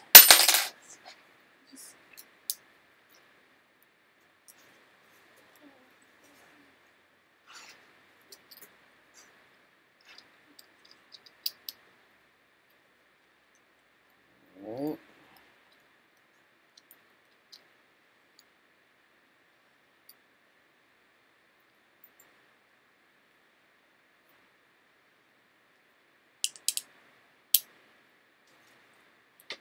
Put a pulley back in.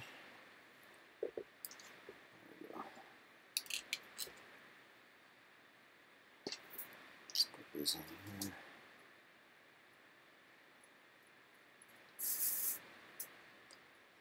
Yeah, the tolerances on some of these parts are just a little tight, so.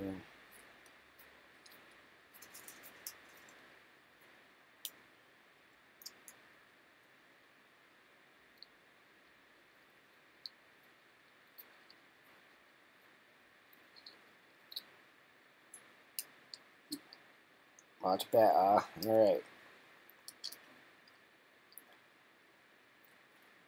They say you're going to tighten this later, but it did thread. And then it says make sure that idler belt will turn. So I'm going to back off. There it goes. So it runs freely. So this little wheel will spin in here. So it spins. So that's another step done.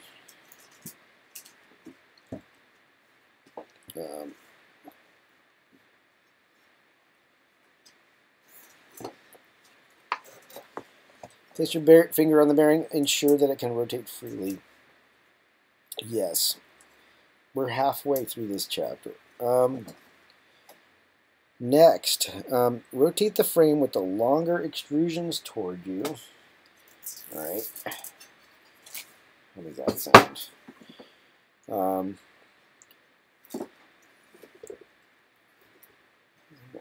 This up. There we go. Take the Y belt idler and place it on the front plate.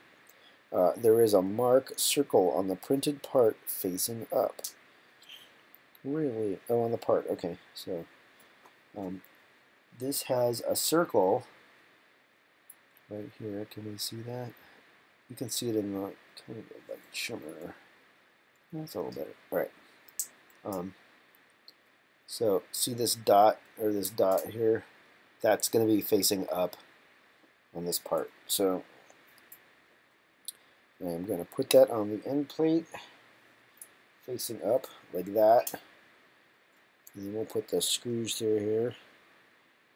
And that's the two smaller screws.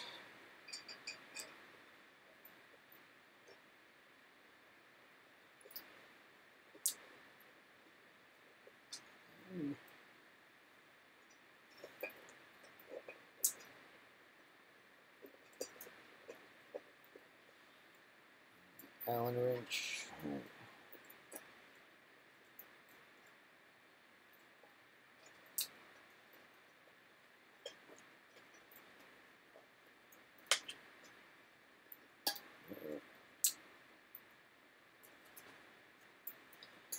My bottom screw doesn't want to capture the thread, so I'm gonna play my cinching game with it here.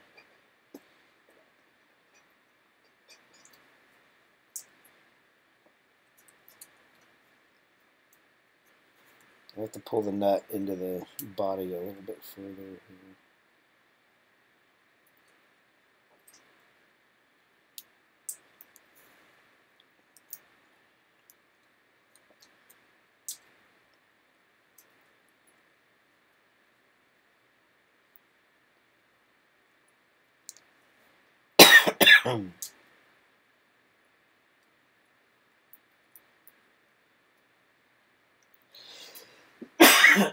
Excuse my coughing. No.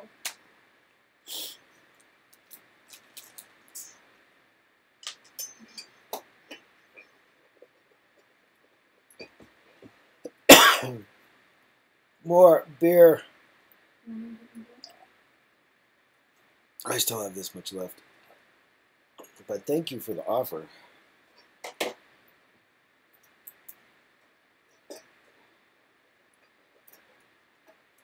Alright, these two seem to be going in nicely now.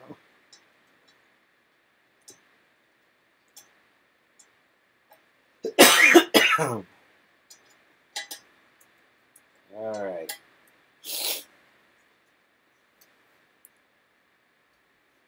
Alright, it says don't tighten them. I needed to tighten them to draw the nut in, but I'm going to loosen them up now because there's a future step for adjusting the idler pulley.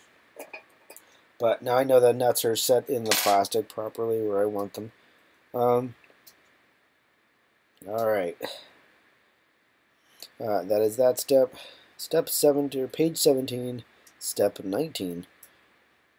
We are going to we are going to mount motors today. That's really cool.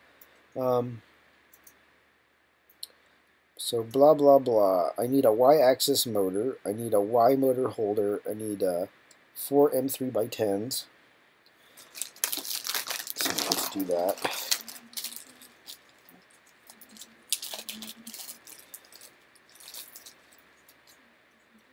So 1, 2, 3, 4. And I need 2 M3 M3N nuts. I think it's normal nuts, which here they are. So just 2 of those. And that is all of the hardware in this step.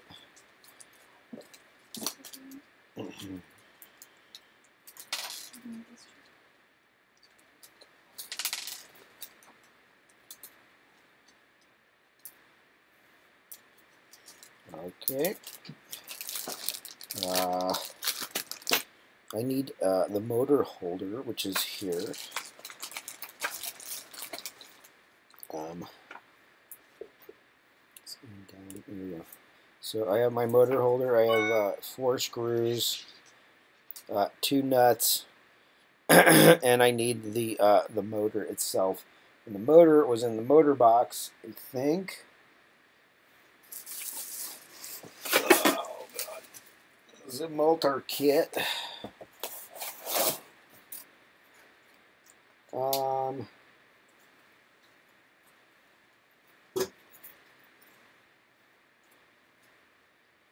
Separate.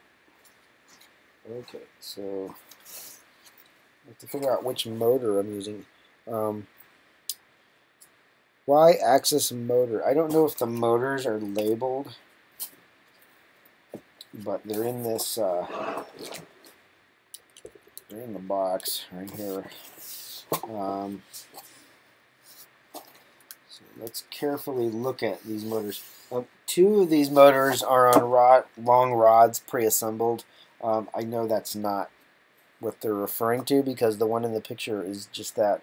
The instructions show that the y-axis motor is labeled on the back of the motor. So I just need to pop these motors out of here one by one, and hopefully I'll score sooner than later. This says, if you can see that. You guys can't see that. It says extruder. This is the extruder motor. Alright. The next motor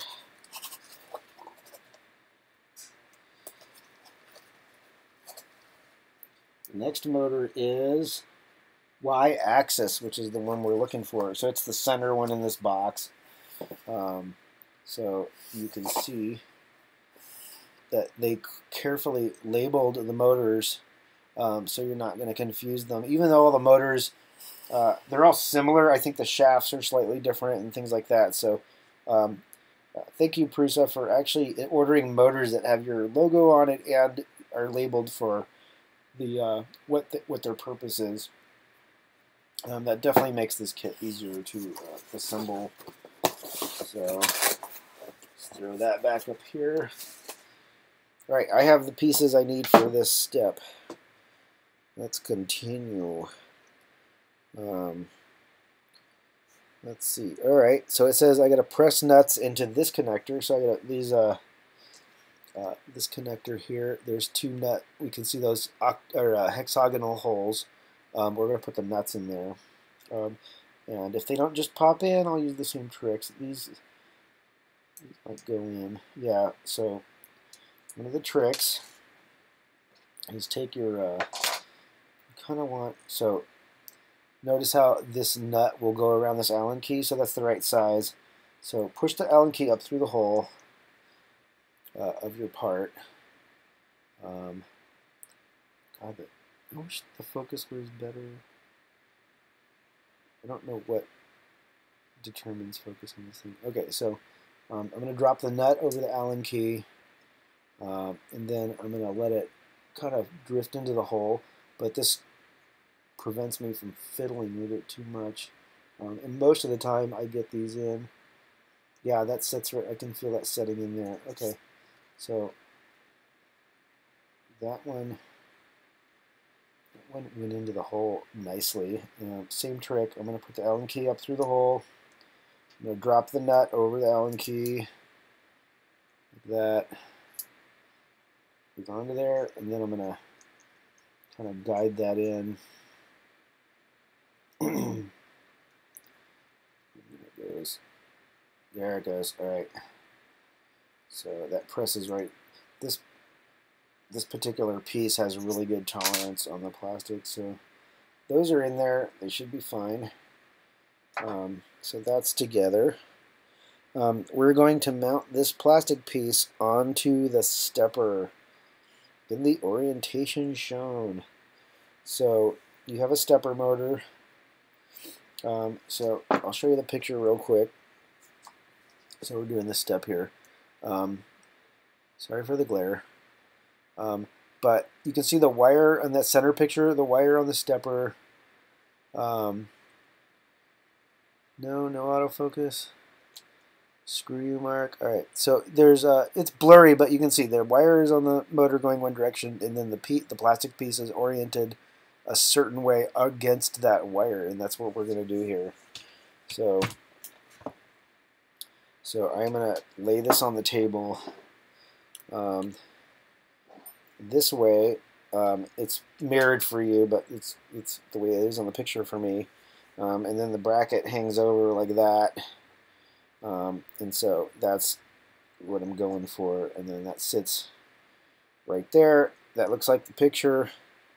So now we can do the next step. And they said put, I think these are all the same size screws. Yes, so put 2 screws on the opposite corners. So that goes in here on the bracket.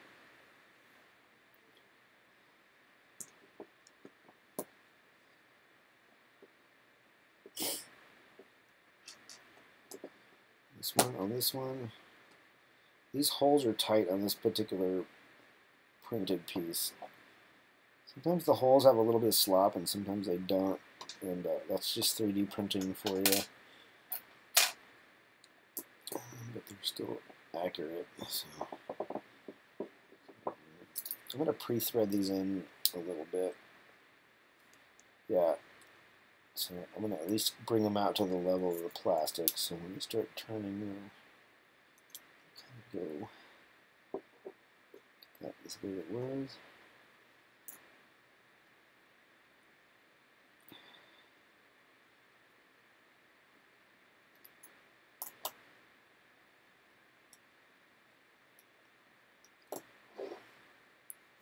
Probably bring I'm going to continually adjust the camera so that you get a better view of what's going on. There we go.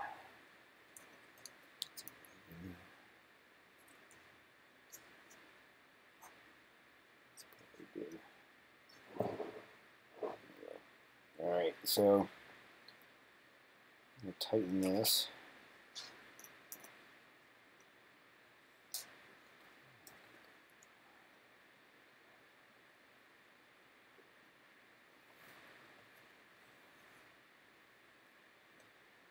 You can't get rid of the darkness on this, can you?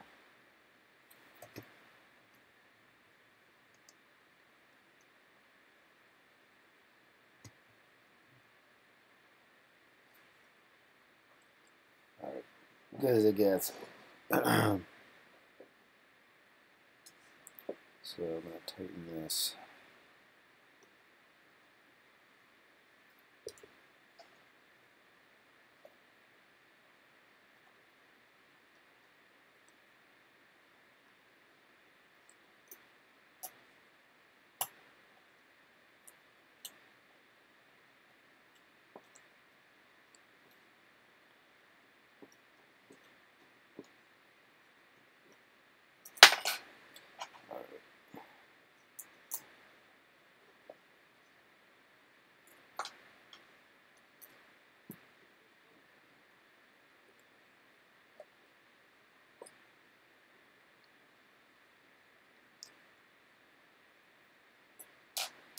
Alright, it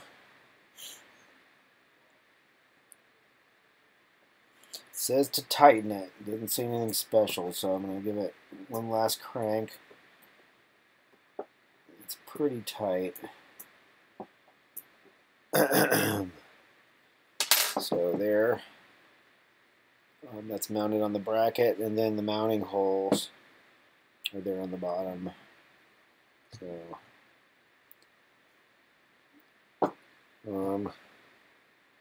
it says to mount it on the frame now on the short side.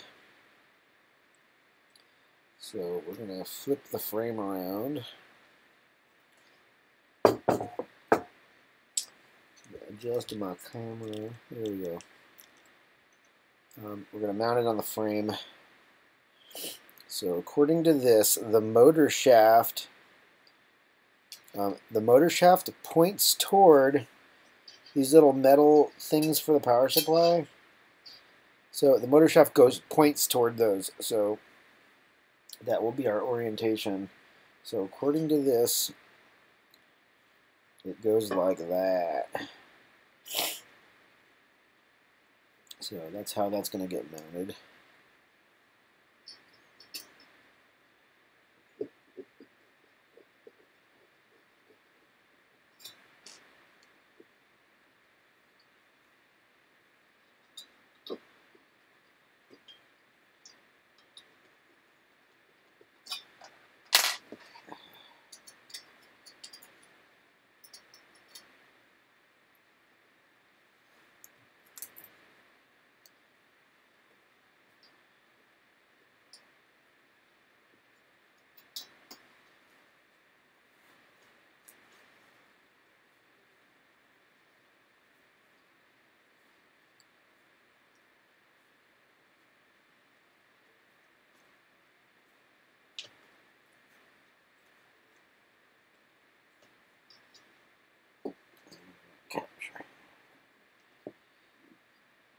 That nut didn't go.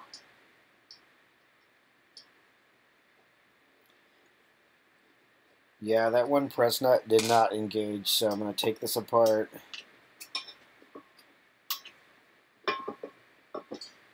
And I'm going to use this screw to, I'm going to pull this nut so you can kind of see this. So you can see the one toward the back is sunken a little bit. And then the one toward the front is not as sunken. Sorry about the focus on this. That one's sitting up higher, and I need to draw it in or press it in. Sometimes a screwdriver will do it.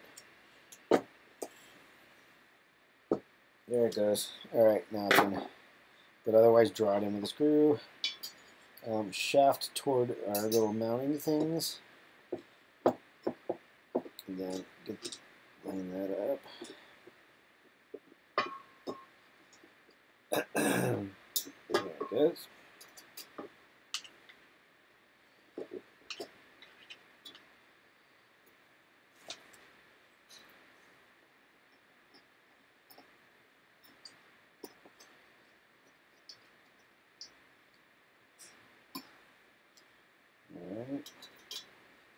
Alright. It probably says not to tighten. Let's go look at the instructions. I always tighten things. It's like if it says not tighten, just back it off, right? So secure the motor with 2 M3. So that's implying tighten. Let's secure it. All right, give it another 1/8 of a turn. All right, I'm happy with that. All right, the Y-axis Y carriage. Okay, so I'm going to place this frame out of the somewhere else for a few minutes. And then we're moving on. This is the next piece to do right here, so we're going to do that. It says Sarah is making noise. So it says... So the instruction says I need these 3 slip bearings. What's all in here? All right. So I need these 3 things. I don't need the feet. I need these 3 rings. Little U-bolt things. I need the final plastic piece in this bag. I need that thing. Let's see. And then I need hardware. I need 6 nylocks and 2 M3 screws, which is like the rest of the hardware in this bag, I think. So we're getting down to the fun part here. Alright, so it says 2 of those. 1, 2, 3, 4, 5, 6. And then I'm going to reserve these and these. That's everything in the picture. Alright.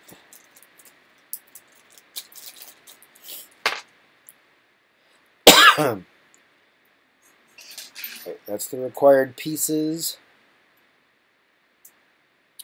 Let's see here. It says correct bearing orientation. Let's unbag these.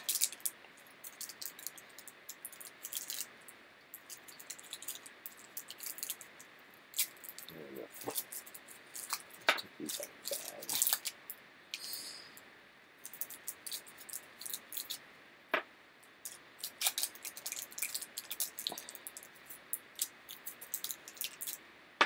Okay. The note here says, when placing bearings into the Y carriage, make sure that they are oriented as shown in the picture. One of the tracks, row of balls, has to be in line with the cutout for the bearing. So what they're saying is, inside here, I don't think we can see this. I don't know if we can.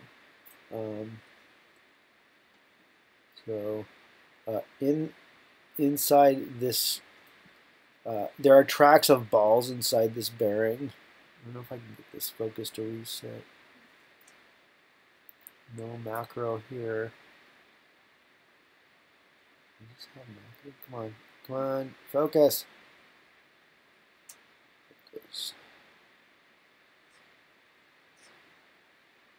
There we go. All right, so inside here, you can see these tracks. Let's do a So I guess I don't know if we're going to be able to see this. There he goes. So you can see inside the bearing, there are little lines in there. Those are tracks of balls, which are the ball bearings in here. And it says to line at least one of the tracks up with the cutout for the bearing on the plate, which I'm guessing is face down on the plate. And so they have a picture of of this sitting like that. I'll put it over here. So it's the worst lighting ever, isn't it? When you look inside the bearing, it needs to be flat or parallel with the surface of the plate. I guess because it's rolling on that axis, you don't want it not. You want the best contact on the ball's directly on the bottom of your rod as it rotates. So, so that makes sense. But that's something we'll pay attention to when we're doing this. So it's saying we are going to attach these bearings to these 3 holes using these U-bolt things, and that's going to hold those to the thing, and then we just orient the bearing before we tighten it up. It also says tighten both nuts equally because you don't want to like torque. I guess you don't want to torque that as it clamps down. It'll do weird things to your bearing. So let's give this a shot. Can we do this? Let's get rid of the cardboard. Don't need that anymore. I'm gonna assume. All right, I don't know if there's a top and a bottom to this. The piece is not symmetrical. Well, I guess it's symmetrical in that direction, so we're fine. All right, so yeah, place the Y carriage on a flat surface. Orientation does not matter. Insert the linear bearing into the cutout and secure it with a U-bolt. Hold your thumb on the U-bolt and turn the carriage. Place the nylock nuts on both ends. Okay, so let's do these one at a time. So there we go. So there's that. There's got to be a better way to get light on this thing. Right. So that goes there. I'm going to put the nuts on the bottom.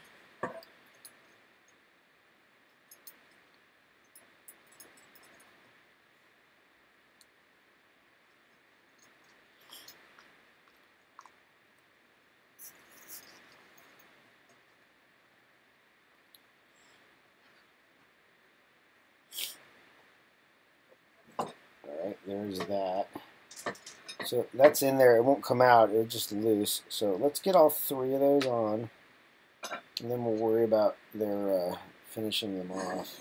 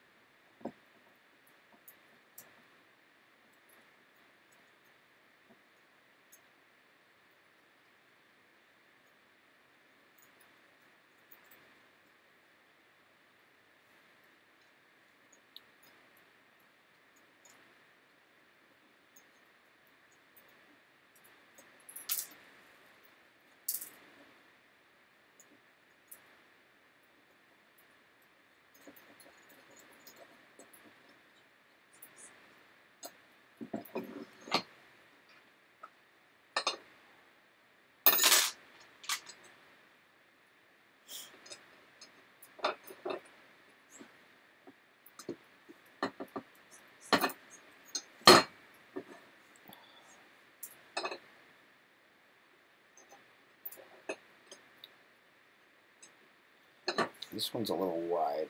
Pinch that. There we go.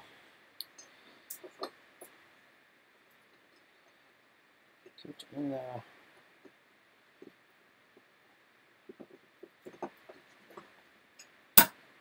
Alright.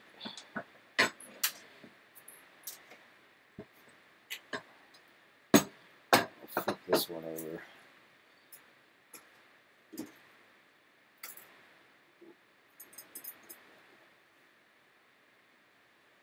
Right. The one thing I noticed a tool they didn't give me is a nut driver, which I think is what I need for this step.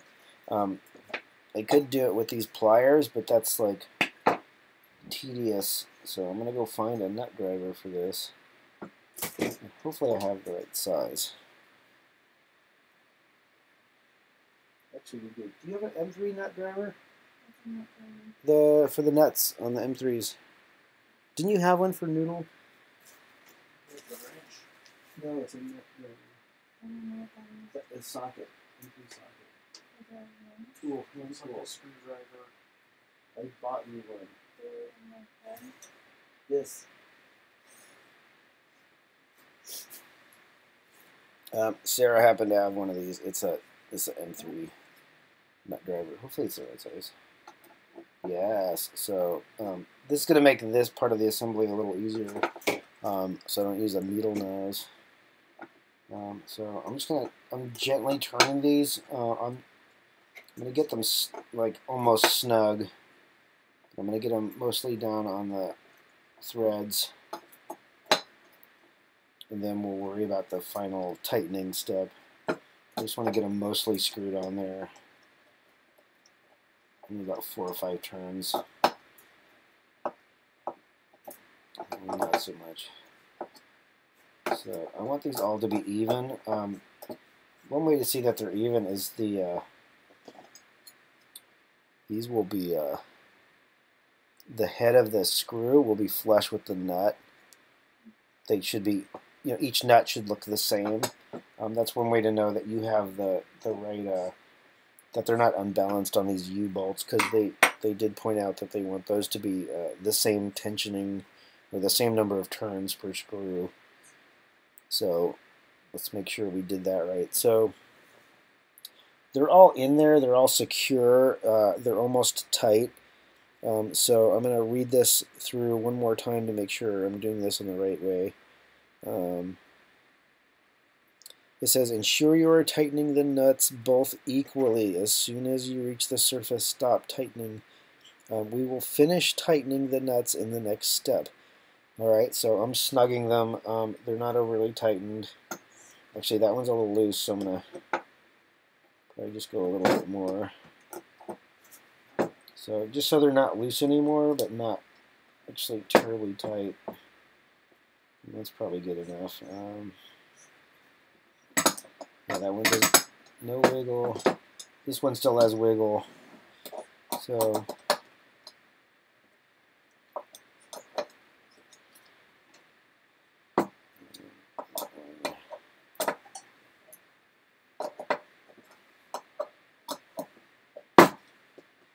alright, they're not tight, or they're not wiggly anymore, which is what I want. Alright, so sorry for wiping my nose on camera. Alright.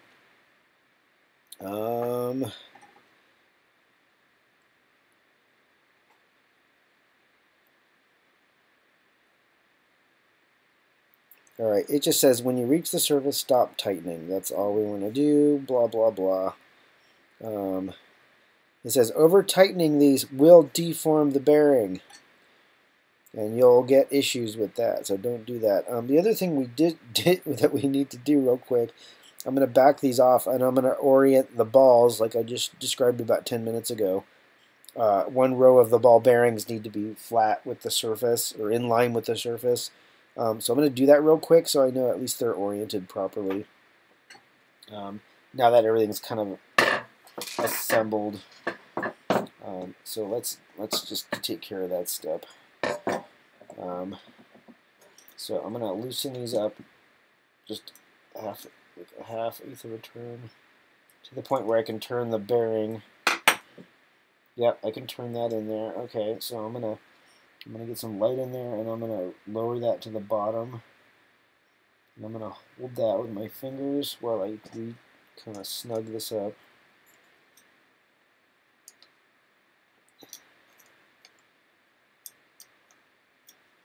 The next step probably tells you to align these. So, okay, so that's good. Let's do this one. This one's loose enough I can actually turn it. Alright, that one's down on the bottom. Let's just snug it a little bit so it doesn't move on its own anymore. Same thing for this one. This one pretty much on the bottom, but I'm just going to tweak it a little bit.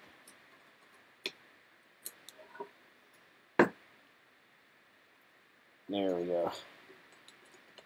Alright.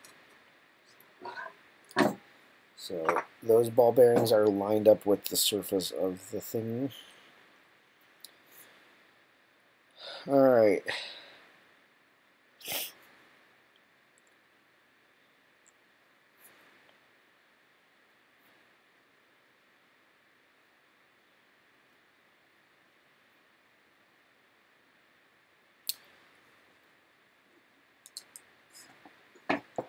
The other thing it says is center the bearing in both directions. So there's a slot in here, and we're going to move this. We're going to kind of center this in the hole so that it's not touching the metal on either side. I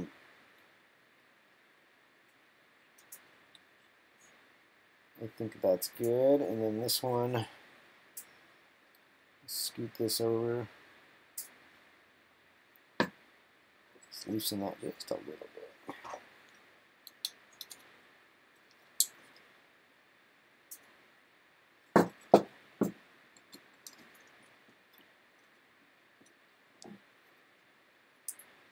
There we go.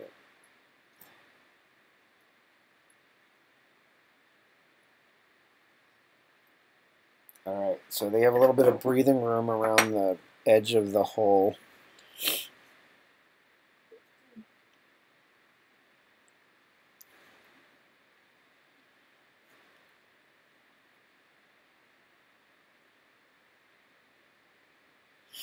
And it says rotate the nut by no more than 90 degrees. This will fix the bearing without deforming it. I might have snugged these more. I'm going to just go like less than that. I'm just going to snug these all just like at not even 90, like 45 degrees.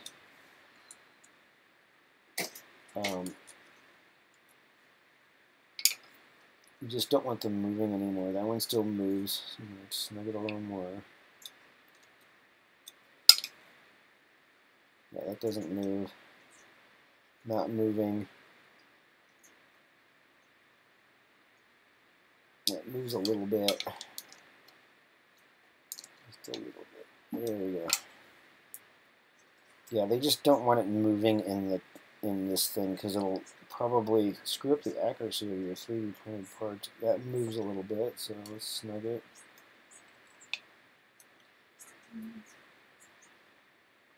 Alright, yeah, they're not moving at all anymore. Okay. I just don't want to deform the bearing like they say. Alright, place the Y belt holder on the Y carriage. Ensure the teeth are facing the two bearings. Okay, so I have this this belt holder piece here, and these are the teeth. Right here you can see the grooves are the teeth. Those are going to face the two bearings. So it's going to go like that.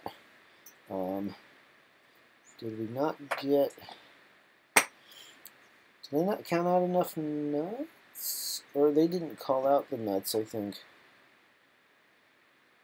Oh, sorry, I'm reversed. The screws go down and the plate is threaded.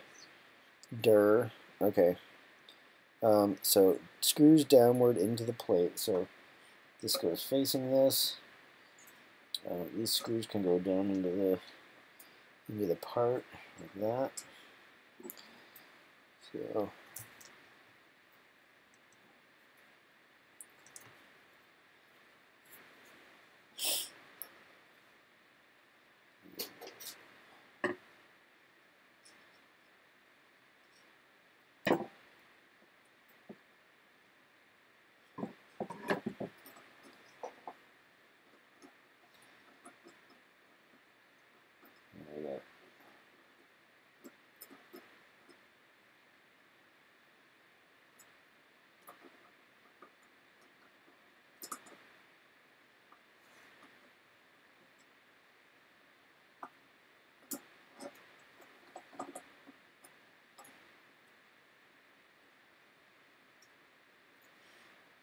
Okay.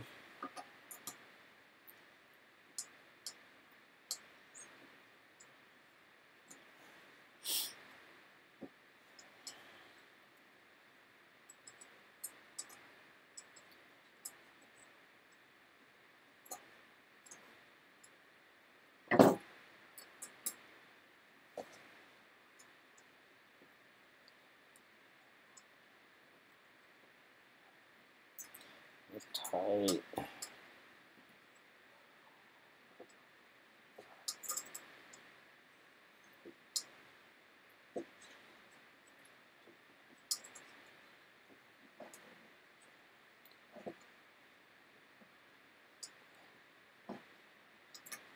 All right. It says to tighten fully.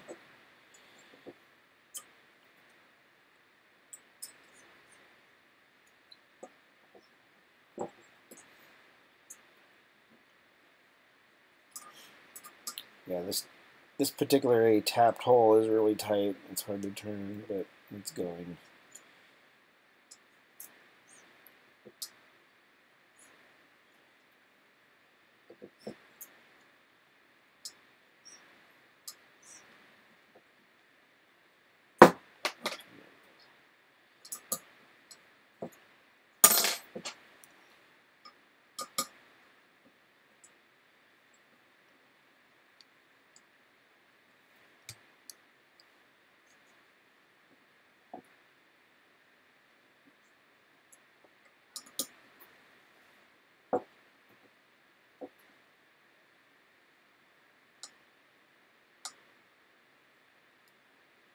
All right, nice and tight.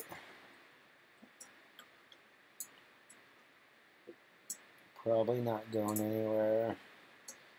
All right, it's good on there.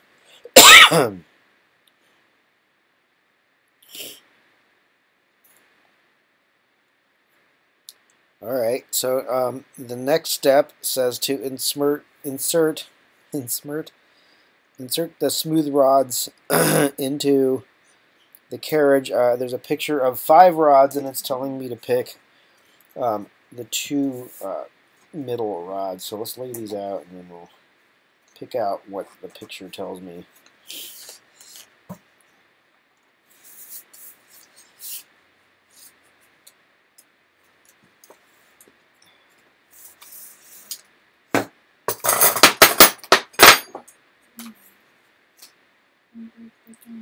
All right. So the picture, let me get a camera view.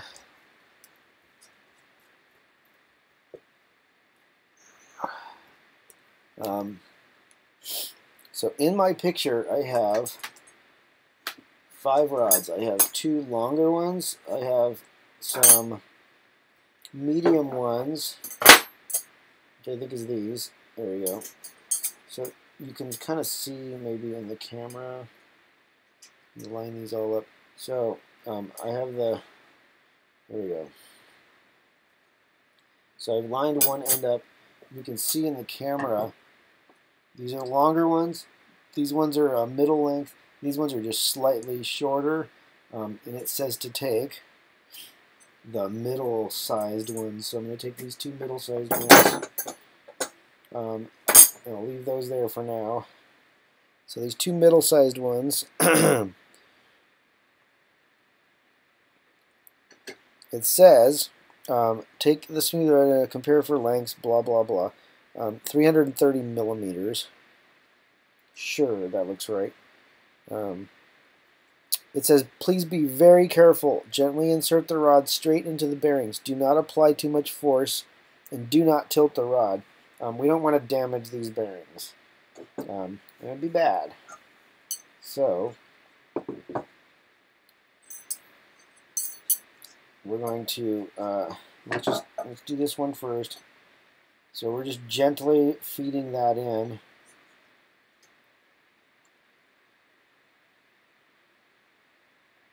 There it goes. All right. So once I got through, it was fine. Yeah, it's rolling. It's rolling on the balls in there. I'm sure it needs lube, but And then these two bearings, that went in nice and easy, and then the second one, oh, that went in, yeah. That glides really nice. Yeah, once that gets going, it's pretty nice. All right, so nothing seems to be like off center or out of alignment, so that step seemed to have gone pretty smooth. It says, in case you manage to push out balls from the bearings, please count them. 1 or 2 balls are okay. If there are more of them, order new bearings. We didn't lose any balls in there. The balls are tiny, but yeah, don't damage your bearings. If you do, just buy new ones. Don't sacrifice your print quality for trying to save money. We're going to mount this carriage now to the printer frame that we just put aside. So let's bring that back. I'm gonna repack these rods that I'm not using back in the tube.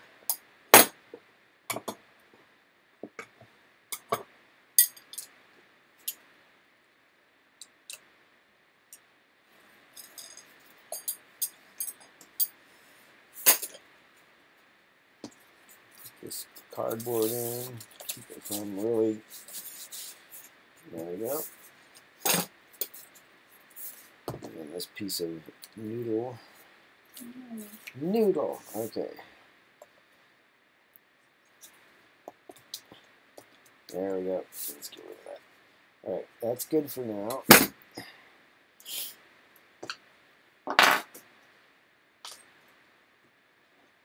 So that's the assembled. It's the assembled carriage. These glide nicely, which is good. Let's bring our carriage up back onto the table. All right.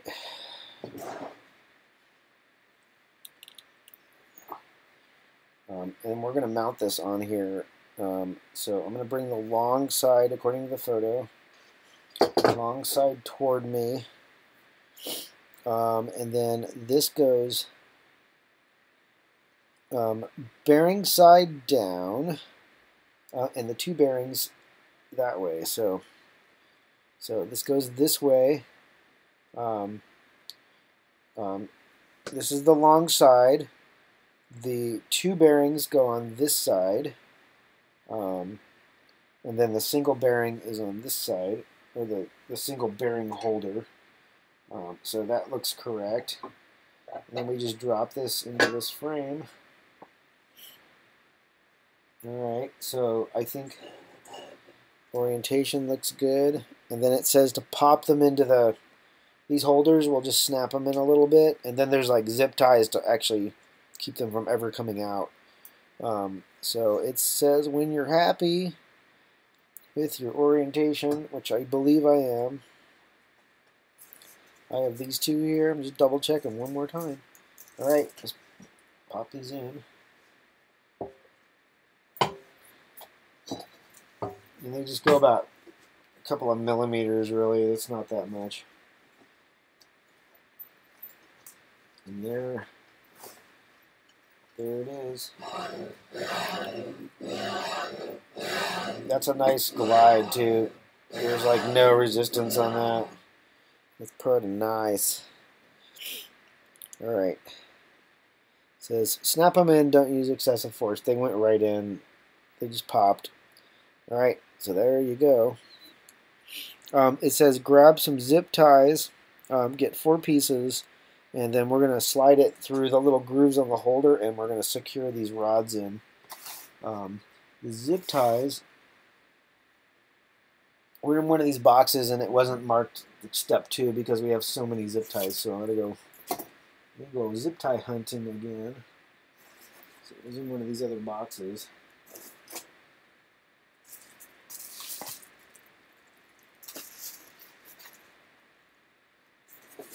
Maybe it was this box.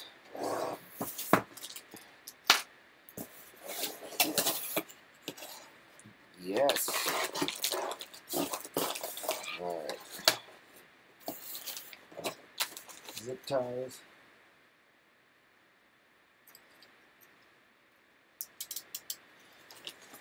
Let's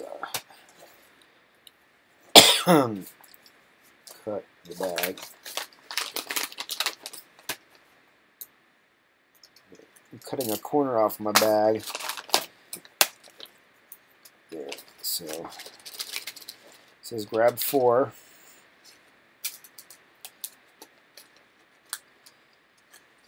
That's 4. Let's put these back because we don't need them for now.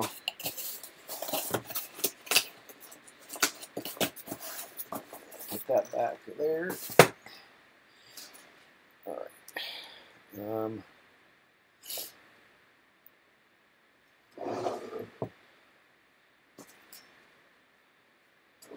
Can I get the camera in here? I could probably get the camera in here.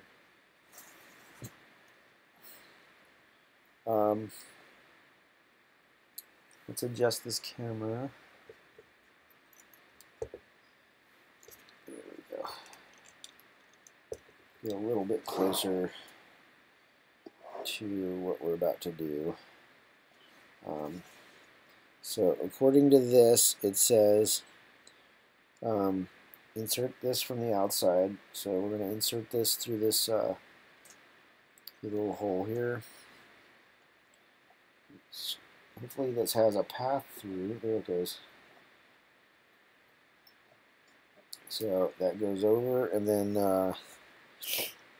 they want this on the in. They want this over here. Okay. So.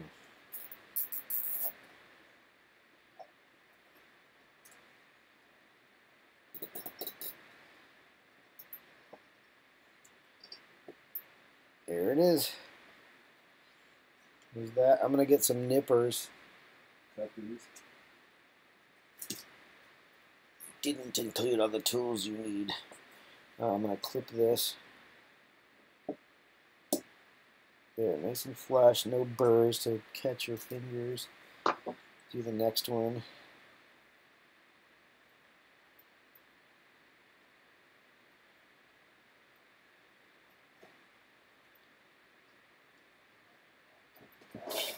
Probably move this closer.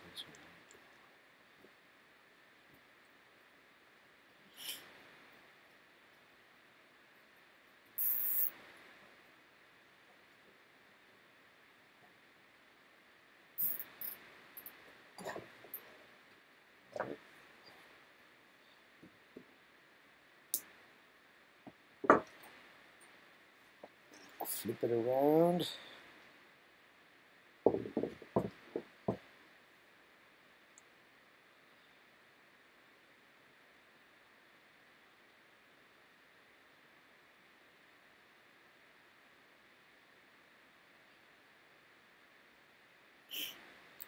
Okay, so it says do all 4. So stick it in from the outside, feed it through the hole. Leave about an inch or inch and a half, 3 centimeters, and then kind of jostle that. There you go.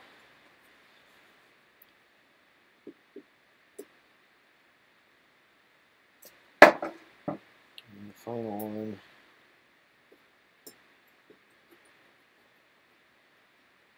Leave about 3 centimeters.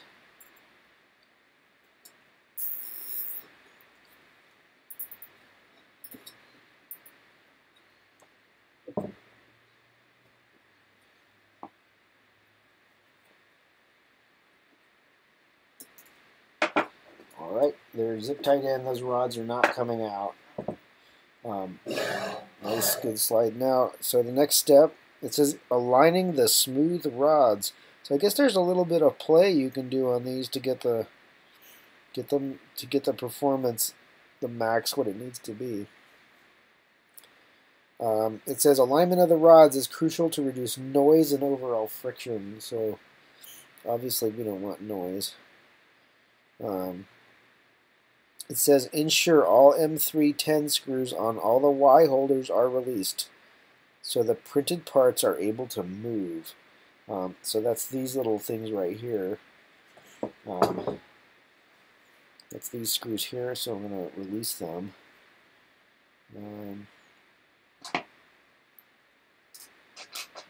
Three.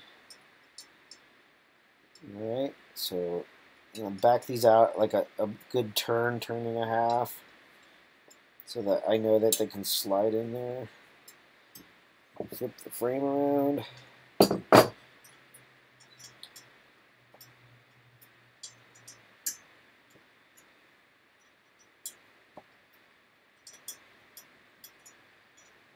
Alright, they're released. It says move the carriage back and forth of the smooth rods to align them. It says then move it back to the front plate. So the front plate is this way, I believe. So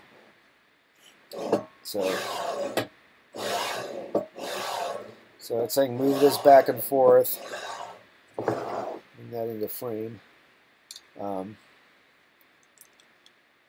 for the camera here. So let's just loosen the screws, slide it back and forth, then bring it forward.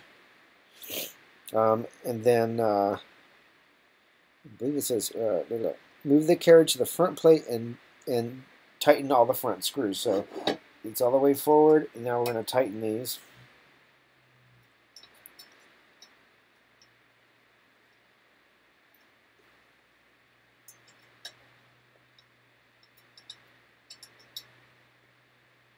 All right, they're tight. Well, they're not tight. They're snug. So now I'm going to really tighten them.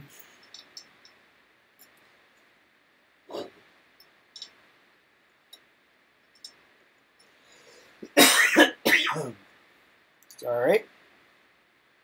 More beer.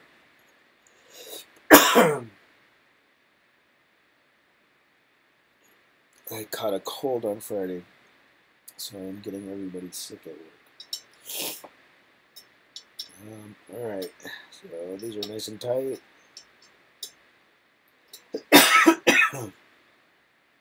And flip it. Move the carriage all the way this way, and then tighten these.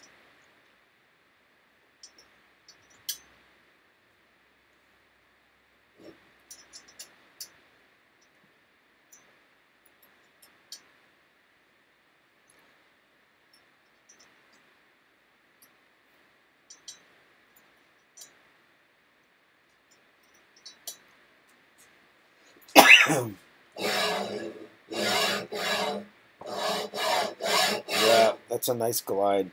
All right.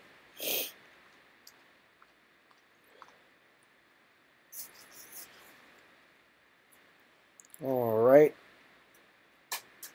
It says now add this final part to the motor.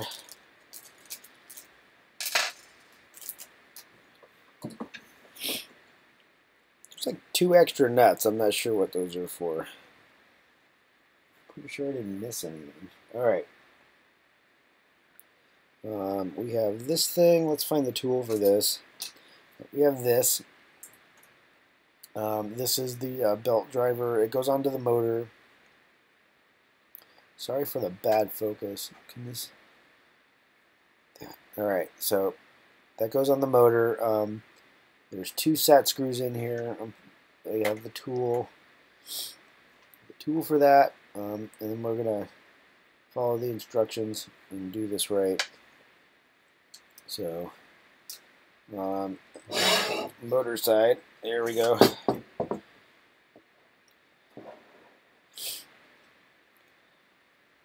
So,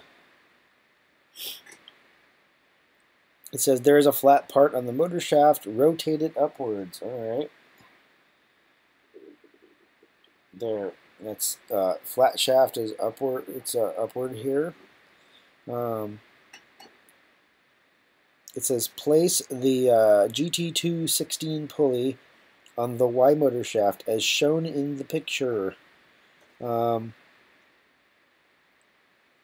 So, according to the picture, the one of the set screws aligns with the top of the shaft, and then the second set screw is pointing that direction toward the rest of the printer. So I'm going to get that on there. I may need to open this up a little bit. Nope. There it goes. It's in there. Alright, and then how far to slide this? It says one of the screws must be facing directly against the pad.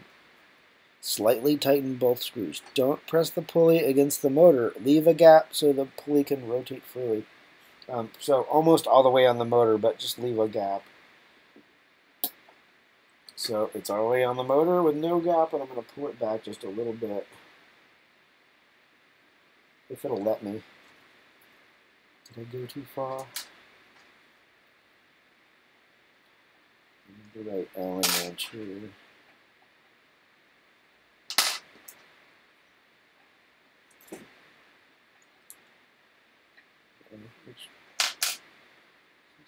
This was it.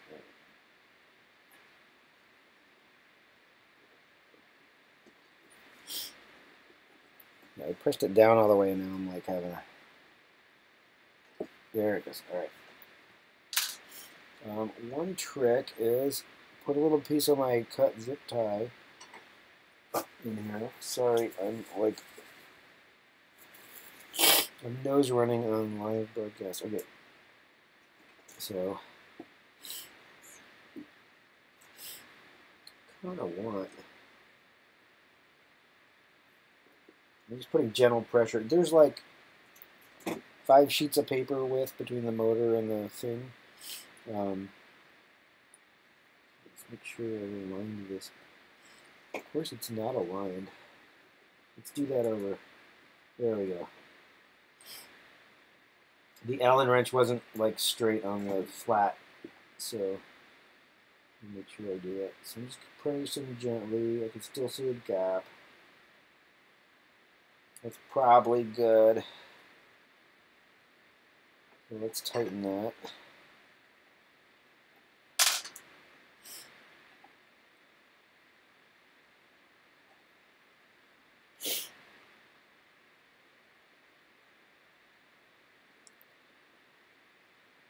It says don't tighten the pulley firmly yet. So I just snugged it so it's not going to turn on the shaft. It's not tight. Next step. Turn the frame on its right side. You need access to the belt holder, idler, and pulley. Alright, so we're going to run the belt now, I guess. So let's turn it on its side as shown in this picture. Alright.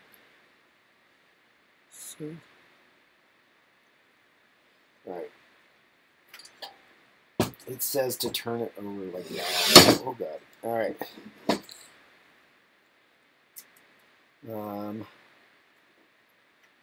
Sure.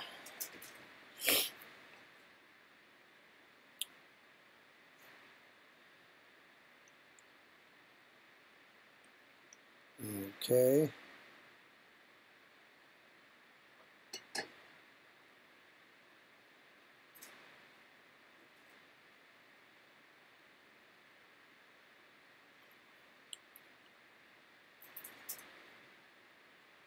Okay, it says neaten up this cable.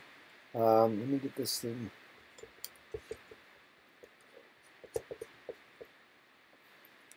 All right.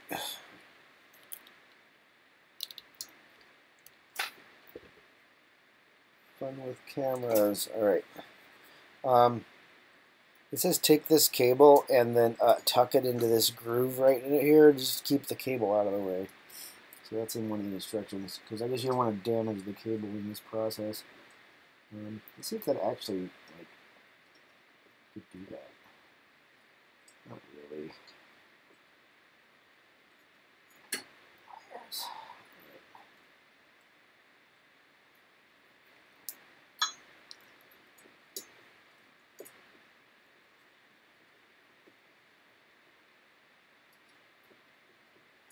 Kinda. Whatever.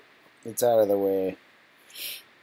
I don't get that. Okay, so it says find the belt for the Y-axis and insert one end into the V-belt holder using the upper slot. Okay, so I need the belt, and that was in another box that wasn't labeled 2. So, but I remember seeing that before. Where did we see the belt? There's the belt. All right, well, at least one of them. We didn't pull a belt out, did we? Oh, I think we did pull a bag out with a belt in it. Where did I see that?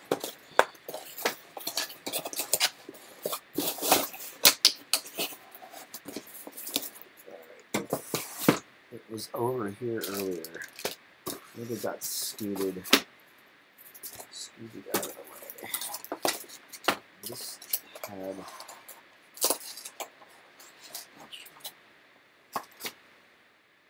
There it is. All right. It was here. All right. This is the belt. All right. So according to this, I am putting the belt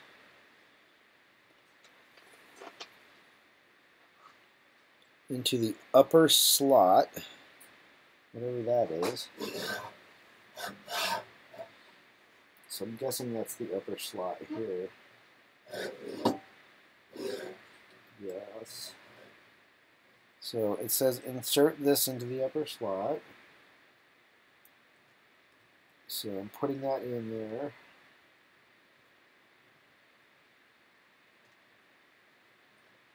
I'm guessing that gets clamped later or something. Alright. So, oh god. Alright, so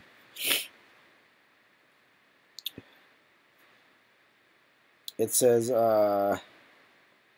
press it all the way in, use an Allen key or a screwdriver to like wedge it in there. So we'll do that. The slotted screwdriver will work better here. Is one of these slotted? Yes. It's hard to get this in at the angle.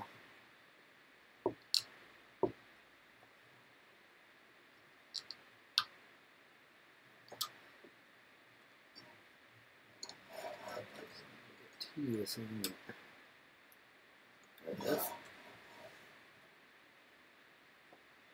As far as I can tell, that's all the way down. It's not sticking out. So let's. All right, press the belt all the way in. Use an Allen key or slide it. Okay, blah. All right, run the belt through the pulley and then down across the printer. So it says run it through the pulley belt here, this idler.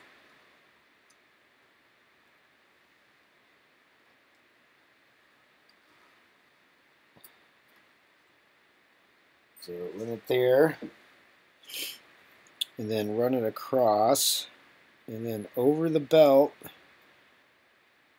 Okay.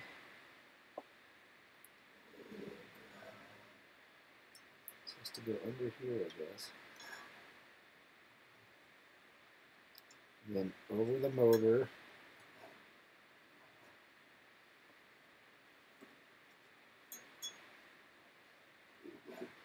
There it is. All right. And then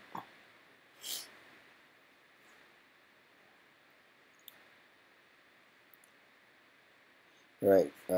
Insert the belt through the idler as shown in the picture. Guide the belt behind the y-axis motor and ensure the following. Don't use the second slot in the V-belt holder, or the Y-belt holder. Okay. Guide the belt above the aluminum Z-frame, not below. Excuse me, not below. Oh, well, we did that. Okay. Guide the belt above the rear plate, not below. Above the rear plate. I think we did that.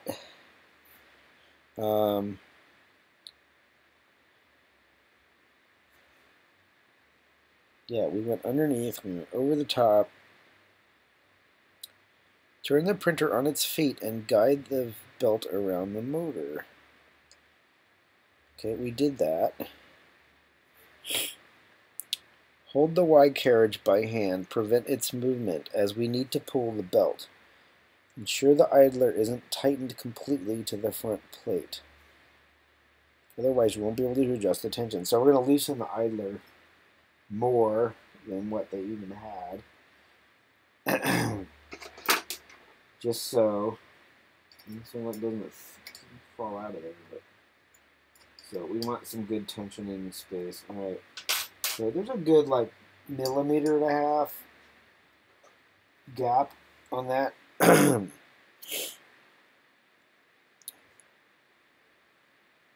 Okay, so it says take the end of the belt and pull it with a reasonable force and insert it into the Y-belt holder.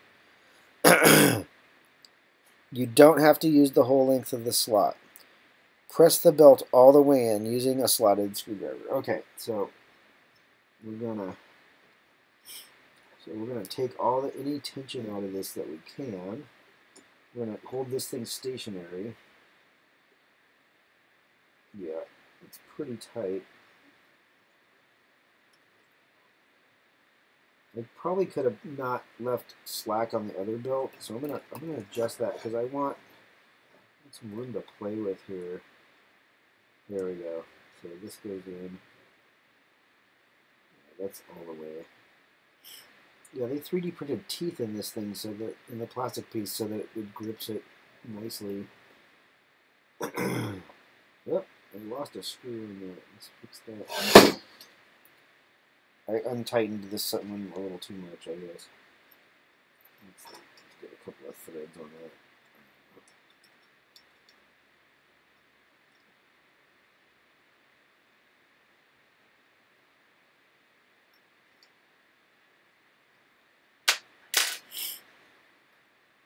Yeah, I'm kind of getting the idea of what they're doing, so it's not so frustrating. It's just I just want to get it right the first time type of thing.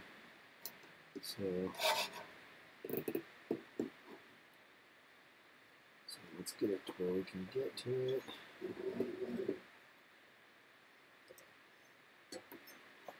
So let's put some tension on that thing. And then insert it into the slot. So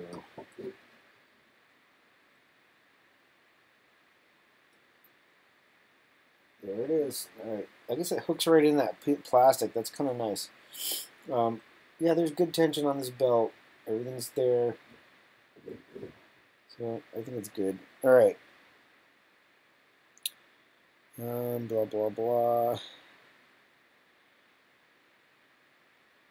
Okay.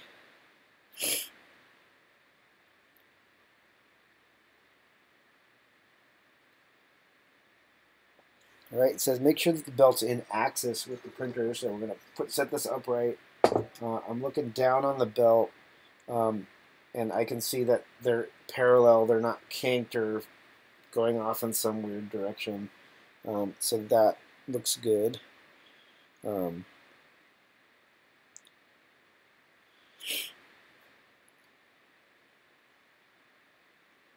All right, it says to adjust the belt position. Okay, we don't need to adjust the belt position. I think it's parallel. Yeah, everything's in line with the little screws. You know, there's screws at the end and dead center of the thing. Everything seems to be pretty much dead on. Get slotted a little bit. I think we need this. I'm going to tuck these in the slot just a little bit. Make sure it's down all the way. But that's about the only thing. Good enough. Yeah, I think it's all good. All right.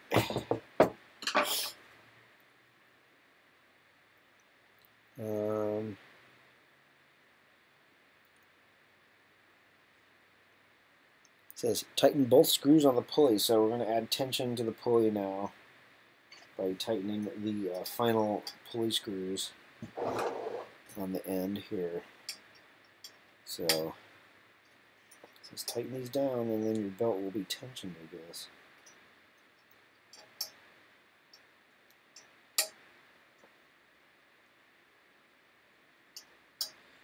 That's an interesting assembly. They 3D printed the teeth of the belt into the plastic, and those slide in there really easy. But there's not a lot of give to it, so I guess it holds it. Like I always thought you had to clamp down a belt system. I always thought you had to clamp it down. I guess you don't. You just, as long as it's grabbed and it's against the force of it, it'll stay there forever. So there it is. And that's the stepper offering resistance to the slide mount. Sorry again to blow my nose on camera. Alright, that step is done. It says using Allen key, tighten and release the screws on the front plate. Try to adjust both screws the same way. Using a finger on your left hand, push the belt down. Some force should be needed for bending the belt, but don't try to overstretch the belt as you might damage the printer. I thought it said, I guess when it said tighten this. That seems pretty tight, so I'm going to relax this a little bit. It says be the same on both of these. This does feel a little bit tight, so I think that's good. That's a nice tight.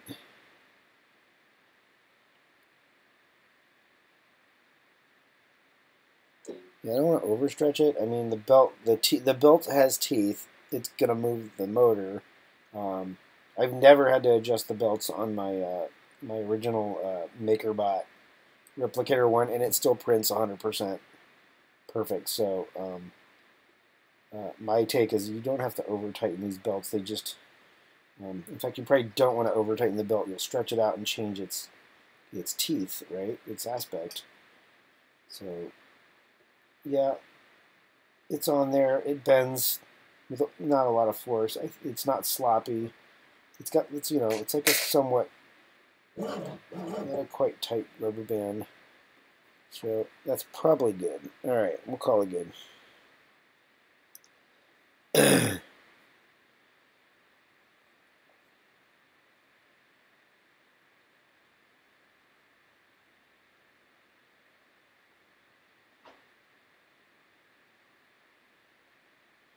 All right, it says the other thing you can do, if it's correct, is it says use the pliers to hold the motor stopped, and then pull this, and then if it's if the belt is stretched properly, you should feel a resistance, and the carriage won't move at all. If the belt is too loose, it will deform and create a wave. No, I know it's not too loose, so yeah. That's my pliers letting go. Yeah. If the belt's too loose, it'll jump the treads. So I know it's not loose at all. It's like this thing has a nice tension on it. That's about the same as my my replicator. I'm pretty happy with that. Oh, and look at this. Your y-axis is done. Great job. Open the bag with the gummy bears and eat them. It says, compare it to the picture. Yeah, it looks like the picture. So there you go, folks. I have assembled this printer. This is step 1 or step 2 out of 9 total to get this printer running. So this is the main frame and the y-axis, and we'll do the other 2 axes in the future. Hopefully tomorrow night I can do the next step of this if nothing prevents me from doing that. So there you go. Thanks for watching. I'm going to post this up on YouTube so you can watch it later. And to anybody that joined, I don't have any of that data here. I don't know who joined. I don't have the chat or anything like that. But thanks for anybody that watched live, and if you're watching this later, years later, thanks for watching as well. And there'll be more more of these episodes as we get this printer running and get it finished. So thanks all, and good night.